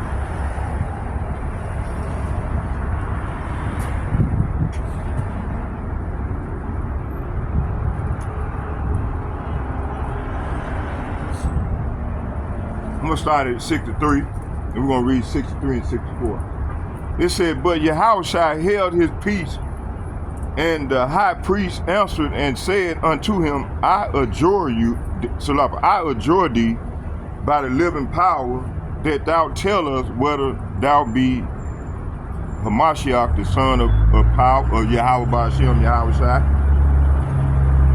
Verse 64, and Yahushua said unto him, thou hast said, nevertheless I said unto you, hereafter shall ye see the Son of Man sitting on the right hand of power and coming in the clouds of heaven. See? So the Lord gonna come in the clouds of heaven in that Father ship. Okay? Sitting on the cloud, baby. That's talking about them chariots of the Most High, who they ignorant call UFOs. Okay? And that's why these heathens, they getting scared. All right? So let's go back and read in the NLT. It said, but Yahushua remained silent. Then the high priest said to him, I demand in the name of the living God, tell us if you are the Messiah, the Son of God. Yahushua replied, you have said it. In the future, you will see the Son of Man, seated in the place of power at Yahweh Ba'ashem, Yahushua right hand, and the coming of the clouds of heaven. See? So the Lord gonna come back with them angels, man, him and them angels. Okay? Riding in chariots. All right? And every eye gonna see him. All right? Let's go to Revelation chapter 1, verse 7. Let's get that.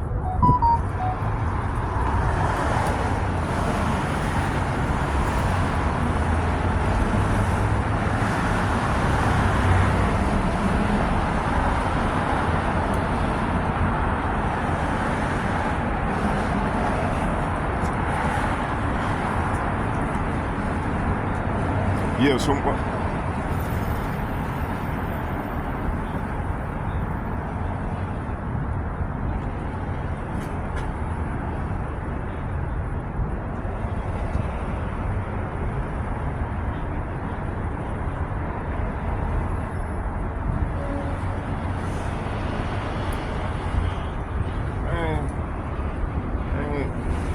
man, I'm calling my number. Shit.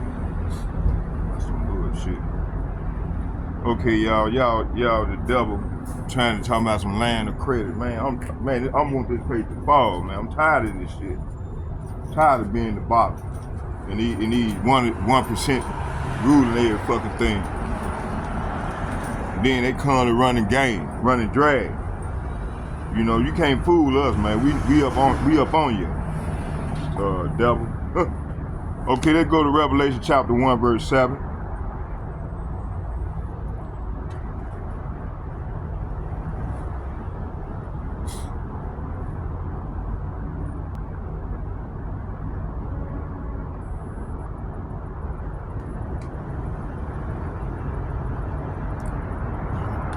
Revelation chapter 1, verse 7.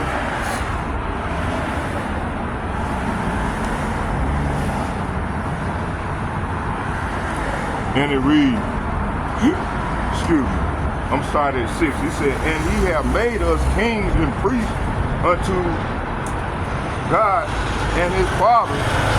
To him be glory and dominion forever and ever. Amen. Amen. Verse 7. Behold, he cometh with clouds, and every eye shall see him, and they also which pierce him, and all kindred of the earth shall wail because of him.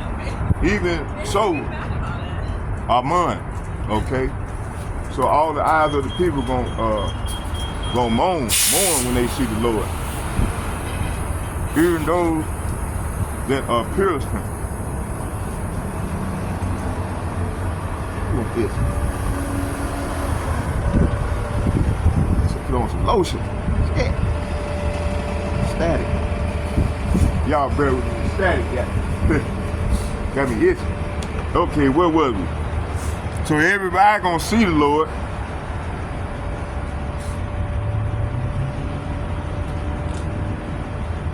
So every eye gonna see him, those that pierced him. Let's go here to let's go to Isaiah chapter 13.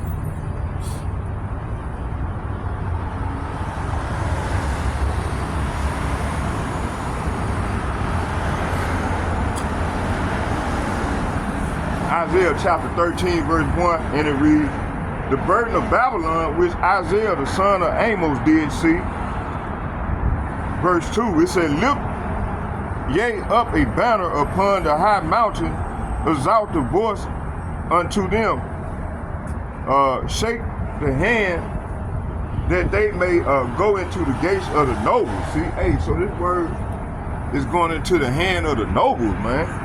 This word, man, throughout the earth, the brotherhood is bringing forth this word, and it's going into the gates of the noble, okay? So, Isaiah chapter 13, verse 1 and 2 is saying, Isaiah, son of Amos, received this message concerning destruction in Babylon. And destruction in Babylon, talking about America.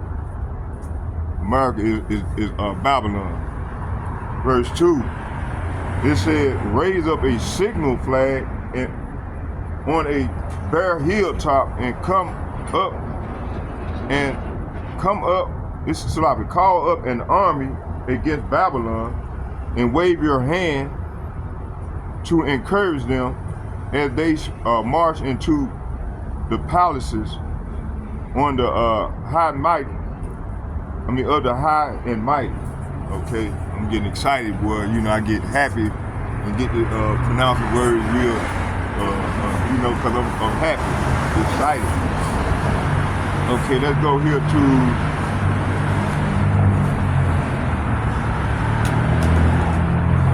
again.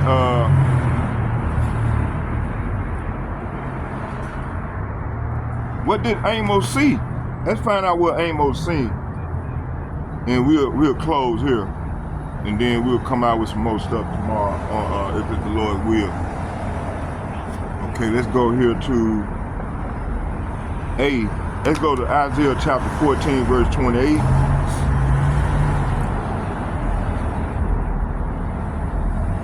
Straight to the point.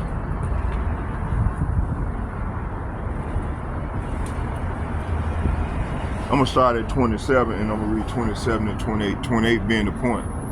It says here, let's start at 26 and then we'll read to 28. And it reads, it said, this is the purpose that is purpose upon the whole earth, and this is the hand that is stretched out upon all nations. So the Lord's hand is stretched out upon all nations. So verse 26 said, I have a plan for the whole earth. So the Lord saying he have a plan for the whole earth, a hand of judgment upon all the nations. So the Lord got a hand of judgment upon all the nations. Verse 27, for Yahweh of hosts have purpose, and who shall disannul it? And his hand is stretched out in the whole Salaki, and who shall turn it back? So who shall turn it back? So So this is so Isaiah chapter 14, verse 25 through 27 is saying, I will break the Assyrians when they are in Israel. See, the Lord said He's gonna break the Assyrians when they are in Israel. I will trample them on my mountain.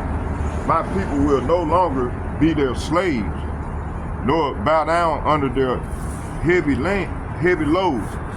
Verse 26, I have a plan for the whole earth, a hand of judgment upon all the nations. See, the Lord got a hand of judgment upon all the nations. Okay. Verse 27, the Lord of heaven's army have spoken. Who can change his plan when his hand is raised? Who can stop him? See, who can stop him? Okay. Let's get 28. It said, in the year that King Ahaz died was this birth. See? So this message came to me the year King Ahaz died. Okay. Let's get Isaiah chapter 15, verse 1. We're going to read 1 and 2. The first two verses. It said, then the vision of Isaiah the son of Amos, which he saw concerning Judah and Jerusalem. Jerusalem is a people first before a city or state. In the days of Uzziah and Jotham, Ahaz and Hezekiah, king of Judah. Verse 2.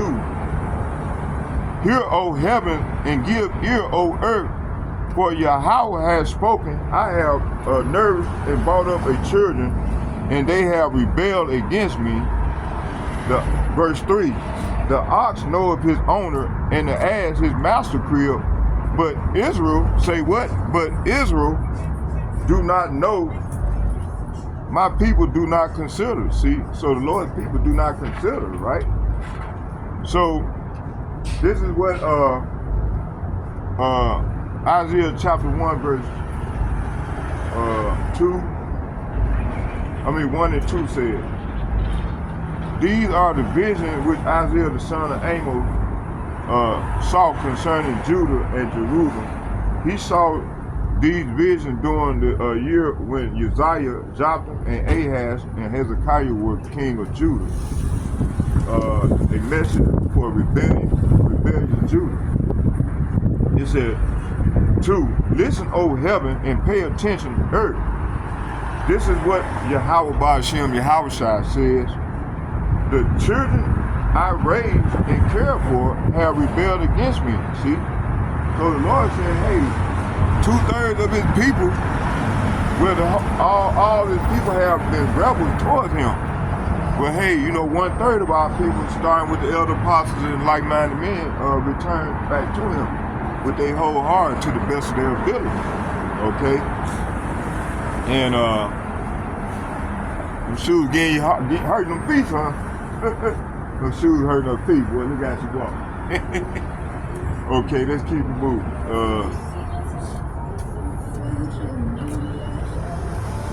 I'm almost done, y'all. Let's keep moving. It said here,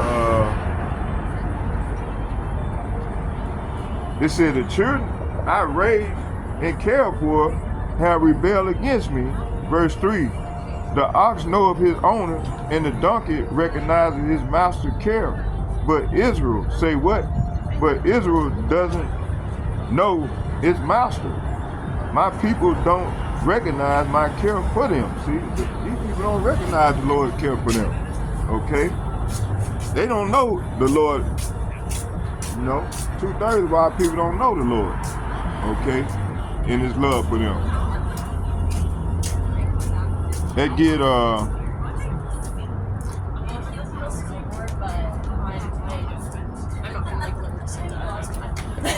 on, y'all.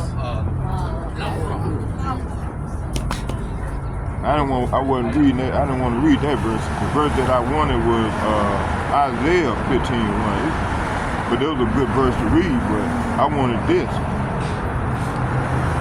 Isaiah 15 verse 1, it said, the burden of Moab, because in this night Ar of Moab is laid waste and brought to silence, because in the night Ker of Moab is laid waste and brought to silence. Verse 2, he is gone up, but Jip and Debon in the high places weep. Moab shall howl over Nebo and Medieval. On all their heads shall be a baldness, and every beard cut off. So the Lord is saying here in Isaiah chapter 15, verse 1 and 2, it said the message came to me concerning Moab, talking about China. In one night, the town of Ar will be leveled, and the cities of Ker will be destroyed. Verse 2, it says, you people will go, it says, you people will go to their temples in Debon to mourn. They will go to their sacred shrine to weep. They will wail for the fate of Nebo and Medieval, shaving their beards in sorrow and cutting off their beards. Verse 3, it said, in their street they gird themselves with sackcloth on the top of their houses and in the street, and one shall howl weeping abundantly. Verse 3, in the NLT, it said they will wear burlap as they wander the streets from every home and public square will mourn the sound of wailing. See, so this is what's ready to go down to all these major nations that's having these terror wars. America, China,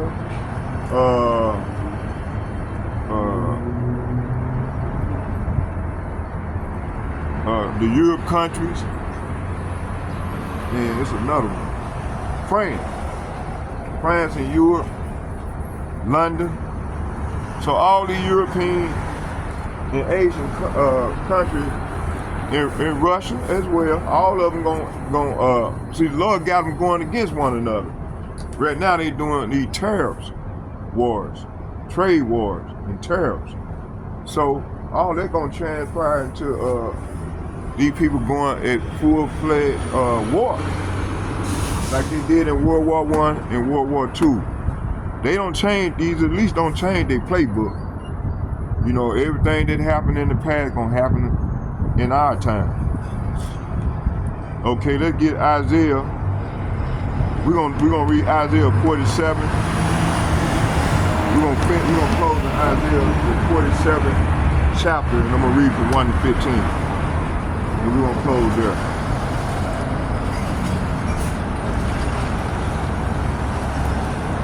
Isaiah chapter 47. Isaiah chapter 47, I'm going to read from 1 to 15. It said, come down and sit in the dust, O virgin daughter of Babylon, talking about America. Sit on the ground, there is no throne, O daughter of the Chaldeans. Chaldeans is a buzzword for Esau, Edom, and the Edomites. Esau, Edom, okay, the Edomites. It said, for thou shalt no more be called tender and delicate. So verse 1, the Lord is saying, come down, virgin daughter of Babylon, and sit in the dust, for your days of sitting on a throne have ended. See? So the Lord saying, hey, your time is up. O daughter of Babylon, never again will you be lovely, be the lovely princess, tender and delicate. See?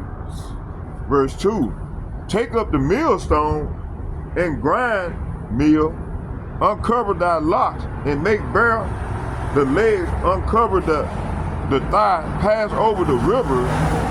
So the Lord saying here, take heavy millstones and grind flour, remove your veil and strip off your robe, expose yourself. Say what?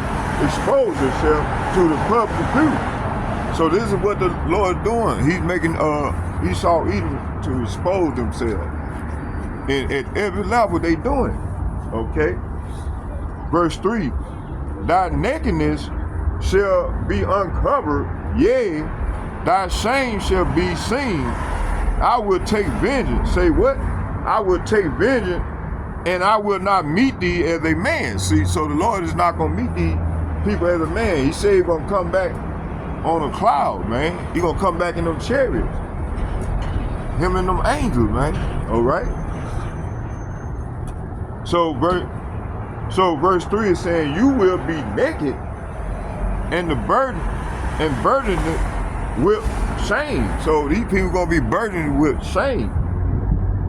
I will take vengeance against you without pity. See, the Lord said he's going to take vengeance on these devils and these heathen nations with no pity. Okay? Verse 4. As for our Redeemer, Yahweh of hosts is his name, the Holy One of Israel. So verse 4 is saying our Redeemer. Say what? Our Redeemer, whose name is Yahweh Bahashem Yahushua of heaven's army, is the Holy One of Israel. See? He's coming to take down these devils. Verse 5. Sit thou silent and get thee into darkness, O daughter of the Chaldean, for thou shalt no more be called the Lady of Kingdom. See? So this place ain't gonna be called the Lady of Kingdom no more, man. They having to go back into Camp Bedrock. So verse 5 is saying, O beautiful Babylon, sit now in darkness and silent, and never again will you be known as Queen of Kingdoms. See? Verse 6, and it reads, I was wroth with my people, talking about the Negro, Latinos, and Native Americans, along with these speckled birds. The Lord said he was wroth with his people. I was wroth with my people. I have polluted, say what? I have polluted my inheritance. So the Lord said he have polluted his inheritance and given them into the hand thou didst show them no mercy. Upon the ancient hast thou heavily laid thy yoke. So these folks ain't showed us no mercy, even when our time was up. So verse 6 is saying, for I was angry with my chosen people and punished them by letting them fall into your hands. See? But you, Babylon, showed them no mercy. You oppress even the elderly, see? So the Lord ain't gonna show them no mercy. Verse 7, and thou said, I shall be a lady forever, so that thou did not lay these things to thy heart, neither did remember the latter end of it. See, so we at the latter end of this thing. So verse 7 is saying, you said, I will reign forever as a queen of the world. And you did not reflect on your actions or think about their consequences. See, this devil didn't think about their consequences, okay? Verse 8, therefore, say what? Therefore, hear now this, thou that art given to pleasure and dwelleth carelessly, that saith in thy heart, I am and none else beside me. I shall not sit as a widow, neither shall I know the loss of children. See, this is what these people said, okay? This is what the proud one said, okay? Verse 8 is saying, listen to this. Your pleasure-loving kingdom, living at ease and feeling secure, you say, I am the only one and there is no other. I will never be a widow or lose my children. See, this is what these people say, these Edomites. Verse 9, it says, But these two things shall come to thee in a moment, in one day, the loss of children, widowhood, they shall come upon thee in their perfection, for the multitude of thy sorcery, see? So, you know, like I was saying, we be saying they be searching out mediums and all type of witchcraft to try to find out how to keep Jake down, see? It said, thy sorcery, and for the great abundance of thy enchantment. See, they send up all type of enchantment, you know, trying to prolong they rulership, but that shit ain't working. A lot of people waking up in the mass. So verse 9 is saying, well, both of these things will come upon you in a moment. Widowhood and loss of children, yes, these calamities will come upon you. Despite all your witchcraft and magic, see? So that witchcraft and magic ain't gonna work in these latter days, man. You know, because the Lord is waking his people up. Verse 10, for thou hast trusted in thy wickedness, thou hast said, none seeth me, thy wisdom and thy knowledge it have perverted thee. I did a lesson the other day talking about the perversion in this place. It said, and thou hast said in thy heart, I am and none else beside me. Hey, this is what this devil said. Okay? So verse 10 is saying, you felt secure in your wickedness. Now, one sees you. So like, no, it said, no one sees me, you said, but your wisdom and knowledge have led you astray. And you said, I am only one, and there is no other. Hey, this is what these devils said. They proud. This is what the arrogant one said. Verse 11, therefore shall evil come upon thee, and thou shalt not know from whence it riseth, and mischief shall fall upon thee, and thou shalt not be able to put it off, and desolation shall come upon thee, suddenly which thou shalt not know. Okay? So verse 11 is saying, so disaster, say. So that's why I was reading when I started the lesson in 2nd Ezra, the 15th chapter. I think it was 5. Yeah, 5. So the Lord is bringing this evil, these disasters upon the earth in which he created. Let's read it again. It said, so disaster will overtake you, and you won't be able to charm it away. See? Calamity. Say what? Calamity will fall upon you, and you won't be able to buy your way out. A catastrophe will strike you suddenly, one for which you are not prepared. See? So hey, this is the beginning of it, man. This is the early big process of it, the third woe. Now we waiting on this man to continue his reckoning and bring about the Revelation 13:16, which is that character. Okay, this is what we waiting on. This is what the hopefully elect elders, apostles, and bishops and like-minded men on down as myself waiting on. We waiting for the Revelation 13:16 to kick in. Okay, which it's gonna come shortly. Okay.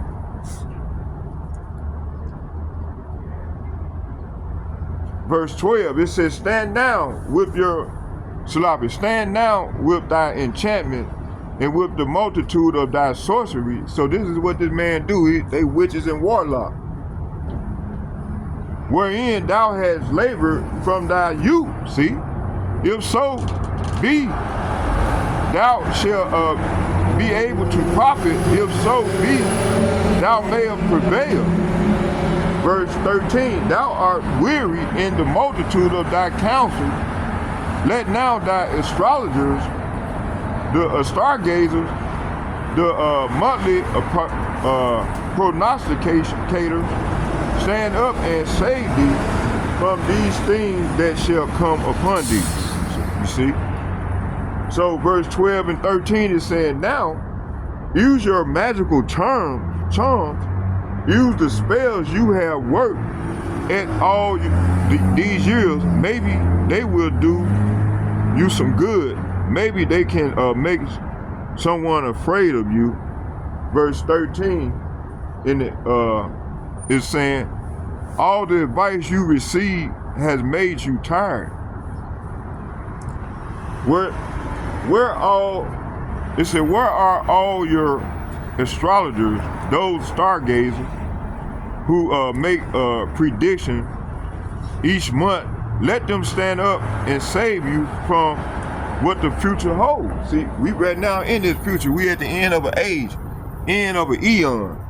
And this devil, the Lord, is finna go and take this devil down, okay? Verse 14, it said, behold, say what? Behold, they shall be as stubble, talking about the ICBM missiles gonna rain down on this bitch. The fire shall burn them, they shall not deliver themselves from the power of the flame. There shall not be a coal, talking about the ICBM missiles, to warm at, nor fire to sit before it. Verse 15, it said, thus shall they be unto thee with whom thou hast labored, even thy merchant from thy youth. They shall wander, every one in his quarter, and none shall save thee. See? So this is what's coming, man, here in Babylon the Great. So verse 13 through 15, it said, all the advice you receive has made you tired. Where are all your astrologers, those stargazers who make prediction each month? Let them stand up and save you from what the future holds, but they are like straw burning in a fire. This is what's coming. They cannot save themselves from the flame. You will get no help from them at all. Their heart is no place to sit for warmth. And all your friends who with whom you done business since childhood will go their own ways, turning a deaf ear to your cries. So this is what's coming to Babylon. Let's get a couple more. Let's get Isaiah chapter 24, verse 1. Isaiah, hold on.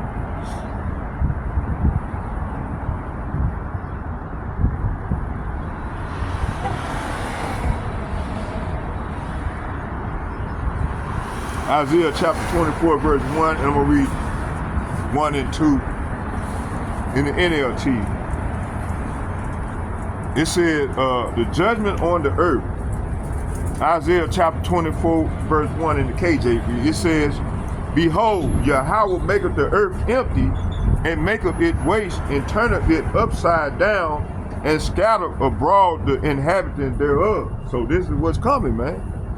And it shall be as with the people, so with the priest, as with the servant, so with the master, as with the maid, so with the mistress, as with the buyer, so with the seller, as with the lender, so with the borrower, as with the taker,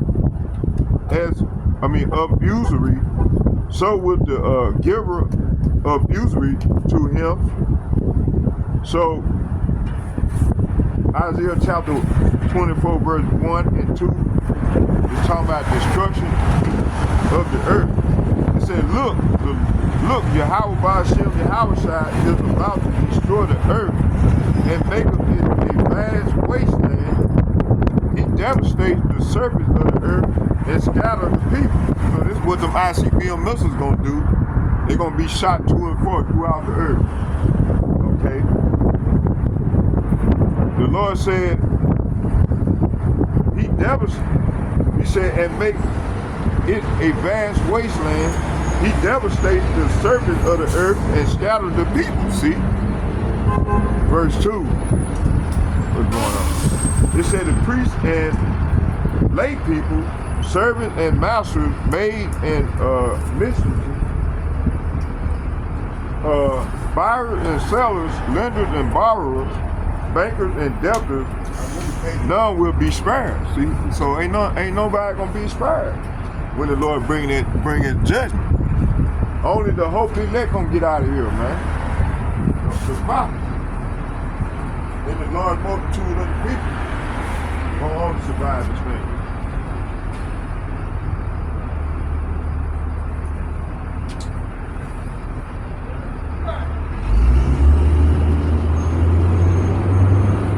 Okay, let's go here and get Jeremiah chapter 50. Let's go to Jeremiah.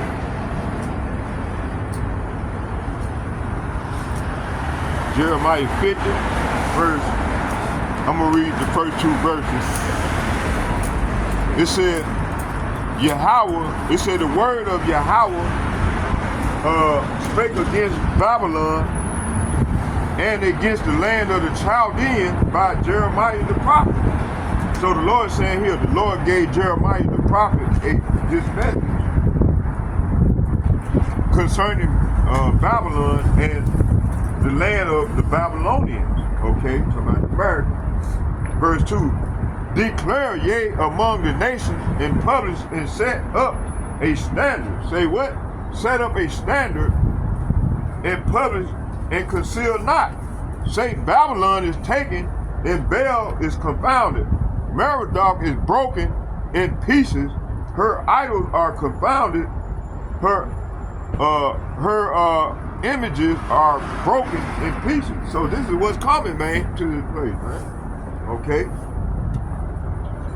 So verses, the first 2 verses is saying, the Lord gave Jeremiah the prophet this message concerning Babylon, talking about America, spiritual Egypt, in the land of the Babylonians. Okay. This is what, verse 2, it said, this is what the Lord said. Tell the whole world. Say what? No, some of the people. Tell the whole world. This is what the Lord said. Tell the whole world and keep nothing back. Raise a signal flag and tell everyone that Babylon will fall. Say what? Babylon will fall. Her images and idols will be shattered. Her gods, Baal and Marduk, will be utterly disgraced. Hey, so this is what's coming, man. Okay, let's get Matthew chapter 1.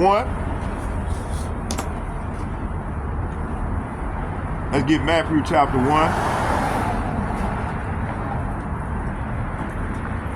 Matthew chapter 1. Let's get that.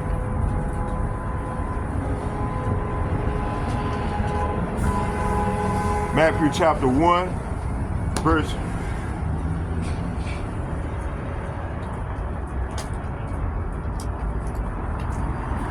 Matthew chapter 1, verse, I'm going to start it.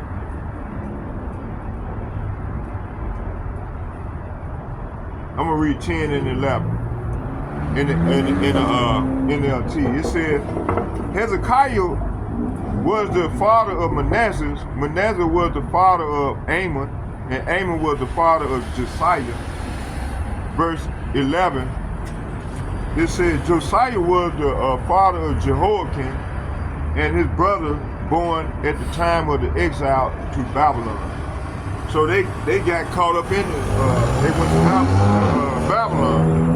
They get Revelation chapter 14. Revelation chapter 14. What you said, little lady? Hey, little daughter, kingdom sister. Shalom, little lady. You and your husband.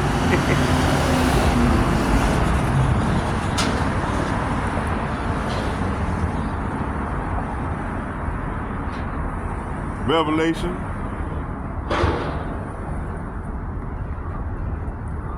14, we're going to read 8 and 9.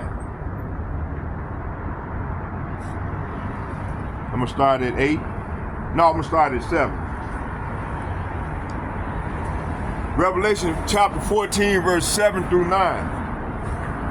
And 8 is the point, but we're going to read 8 and 9.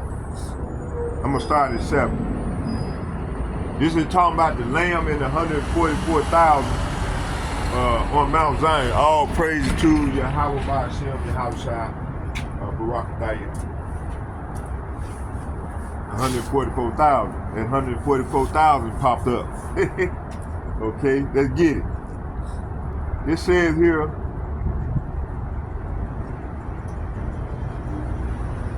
this is regarding the vision of the angel with the gospel.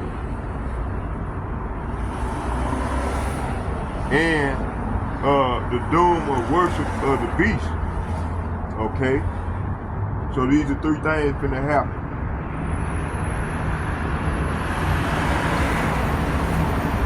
Actually, we're gonna start at 5 and we're gonna read the 9. It says, in their starting 4, it says, these are they which were not defiled with the woman, for they are virgins.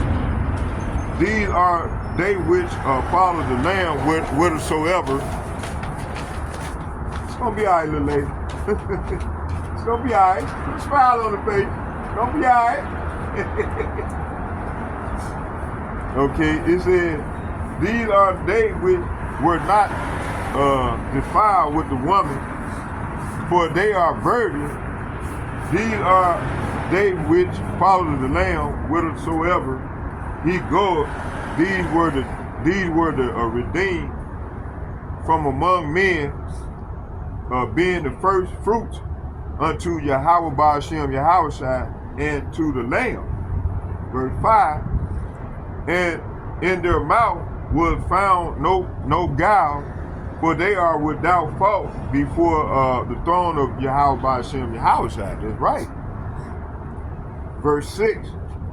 And I saw another angel fly in the midst of heaven, having the everlasting gospel to preach unto them that dwell on the earth, and to every nation and kindred and tongue and people.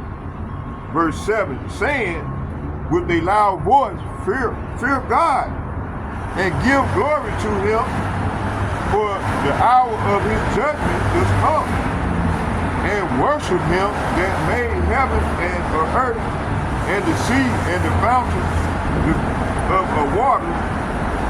Verse 8, and there followed another angel saying, Babylon is fallen. Say what? Babylon is fallen, that great city, because she made all the nations drink of the wine. They're talking about these doctrines. Okay, all these philosophies, these people way of living. Okay, and then when you go into it, come to find out we've been lied to. All the stuff that we were believed to believe was all an illusion. Okay, that they created. All right.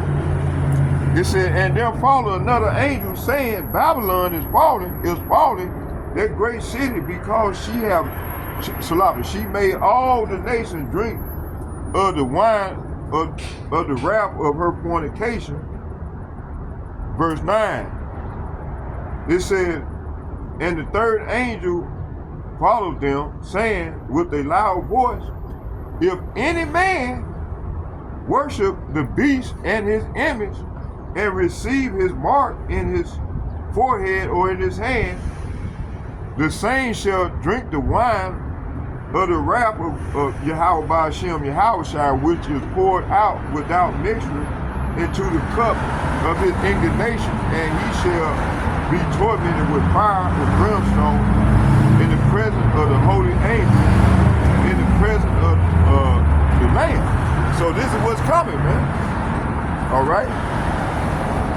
So that's why we coming, the Lord sent us out to tell the people, to alert the people so it won't be no excuse in that day. Don't take that chip. It's called the Karagma in Revelation 13, 16.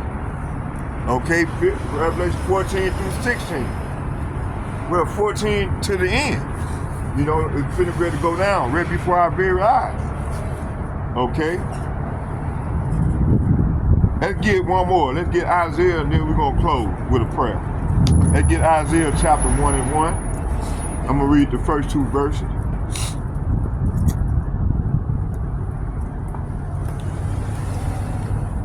Perfect. Read at 2:30. Beautiful.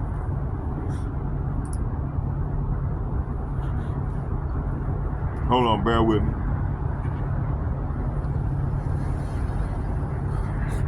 Isaiah chapter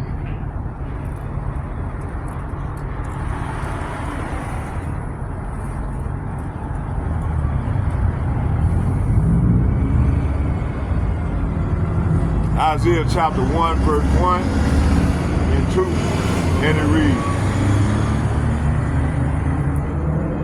this is representing a rebellion of God's people. It says, the vision of Isaiah the son of Amos, which he saw concerning Judah. Judah is a people first before a city or a state. Judah and Jerusalem in the days of Uzziah, Jotham, and Ahaz, and Hezekiah, kings of Judah. Hear, O heaven, and give ear, O earth. For Yahweh, say what? For Yahweh has spoken. I have nurtured and brought up children, and they have rebelled against me. The ox knoweth his owner, and the ass his master crib, but Israel do not know, my people do not consider.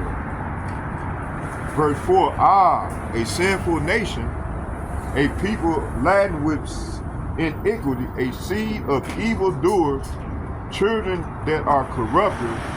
They have forsaken Yahweh.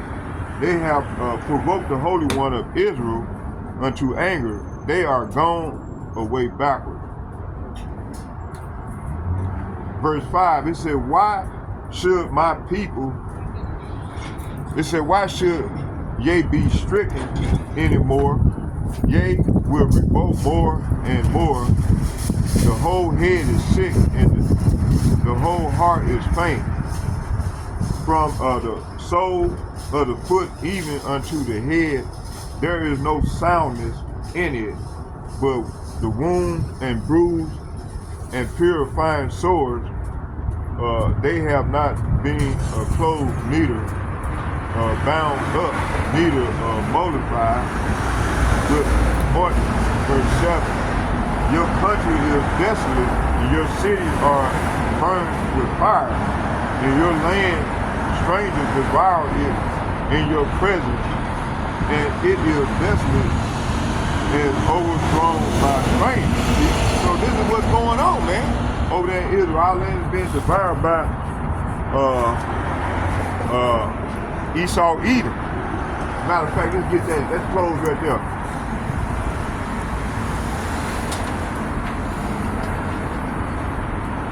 Let's go back and read. It said, these are the visions that Isaiah, son of Amos, saw concerning Judah and Jerusalem. He saw these visions during the year when Uzziah, Jotham, Ahaz, and Hezekiah were king of Judah. It said a message for rebellious Judah.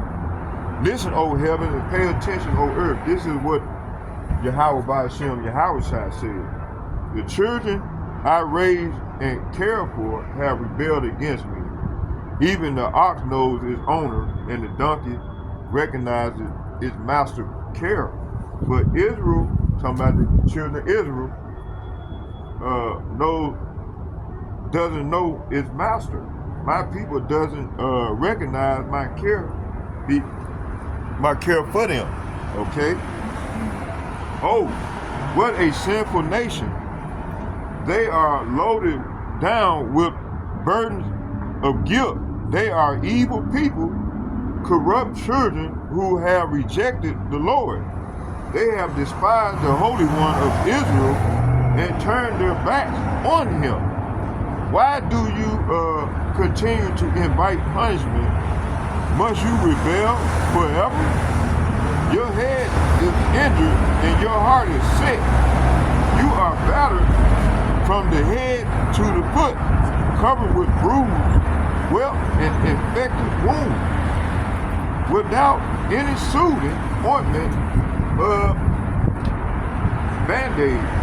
bandage.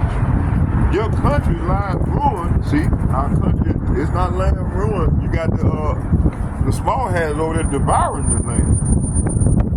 They came over there in 1948. They said, your country lies in ruin. Your towns are burned. Foreigners plunder, see, your fields before your eyes and destroy everything they see. See, that's what's going on now.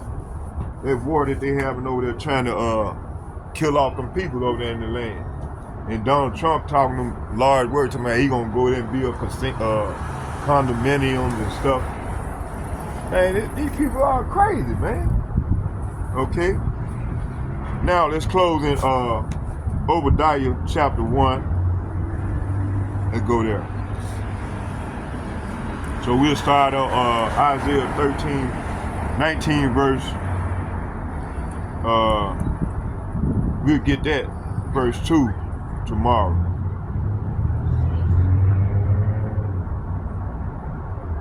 We'll start there. We'll come to with that standard. Lift up that standard. The Lord gonna lift up a standard, cause you know they gonna try everything in their power to destroy us.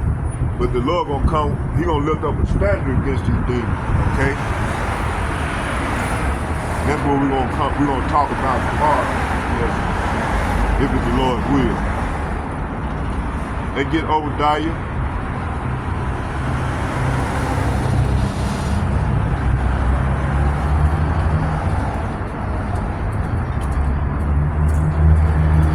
I'm gonna read from 1 to 7. Spirit want me to read that.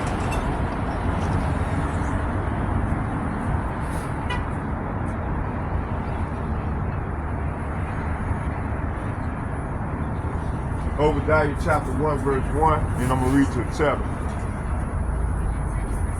Obadiah chapter 1 verse 1, and it reads, this vision Obadiah, the vision of Obadiah, thus saith Yahweh by Hashem Yahushua concerning Edom. Esau, Edom is talking about Jacob's brother, older brother. Esau, Edom, and Jacob, Esau and Jacob. It said, the vision of Obadiah, thus saith Yahweh by Hashem Yahushua concerning Edom. We have heard a rumor from Yahweh, and an ambassador is sent among the heathen. Arise, yea, and let us rise up against her in battle. So this is what's ready to happen. All these nations are going to rise up against Esau, Edom. And this is the Lord's will. Behold, I have made thee small among the heathen. Thou art greatly despised. So these people are greatly despised. The pride of thy heart have deceived thee. Thou that dwellest in the cleft of the rock. So these people dwell in the cleft of the rock. This is their habitation, in the cleft of the rock. And this is where they gonna go hide in their bunkers and in the sides of the rocks. They dwell up in the cleft of the rock, whose habitation is high. See, that saith in his heart, who shall bring me down to the ground? This is what this man said. Though thou exalt thyself as the eagle, this case, that bird, that eagle, that's how we know he's talking about Esau eagle. Because that's one of their emblems. That are eagles. Though thou had, this says, though thou exalt thyself as the eagle, and thou that set thy nest among the stars, then will I bring them down, saith Yahweh. Verse 6. Salami, verse 5. If these came to thee, if robbers by night, how art thou cut off? So the Lord can ready to cut these devils off. how art thou cut off? Wilt thou not have stolen till thou had enough? If the grape gatherers came to thee, would thou not leave some grapes? Verse 6, how art the things of Esau searched out? How art his hidden things sought up? See, so the Lord is searching out this devil. He said he was going to make this devil bear. And I read in Isaiah, I think it was 13th chapter, the Lord said he was going to make these devils bear. Verse 7, all the men of thy confederacy have brought thee even to the border. The men that were at peace with thee have deceived thee and prevailed, so they gonna prevail against thee. They that eat thy bread have laid a wound under thee, and there is none understanding in him. So the Lord said there is no understanding in this man. Okay? So this is the vision that the sovereign Yahweh Ba'ashem Yahweh shall reveal to Obadiah concerning the land of Edom. The Lord said, we have heard a message from the Lord that an ambassador was sent to the nations, from the heathens, to say, get ready, everyone, let's assemble our armies to attack Edom. So all these other armies, the Greek nations, the Syrians, army, the Iranians, all these Greek nations gonna come up against, and Donald Trump just led them into war. So they gonna come up against this when Yemen, that thing gonna escalate. Okay, they're gonna escalate. Yeah, that's gonna escalate.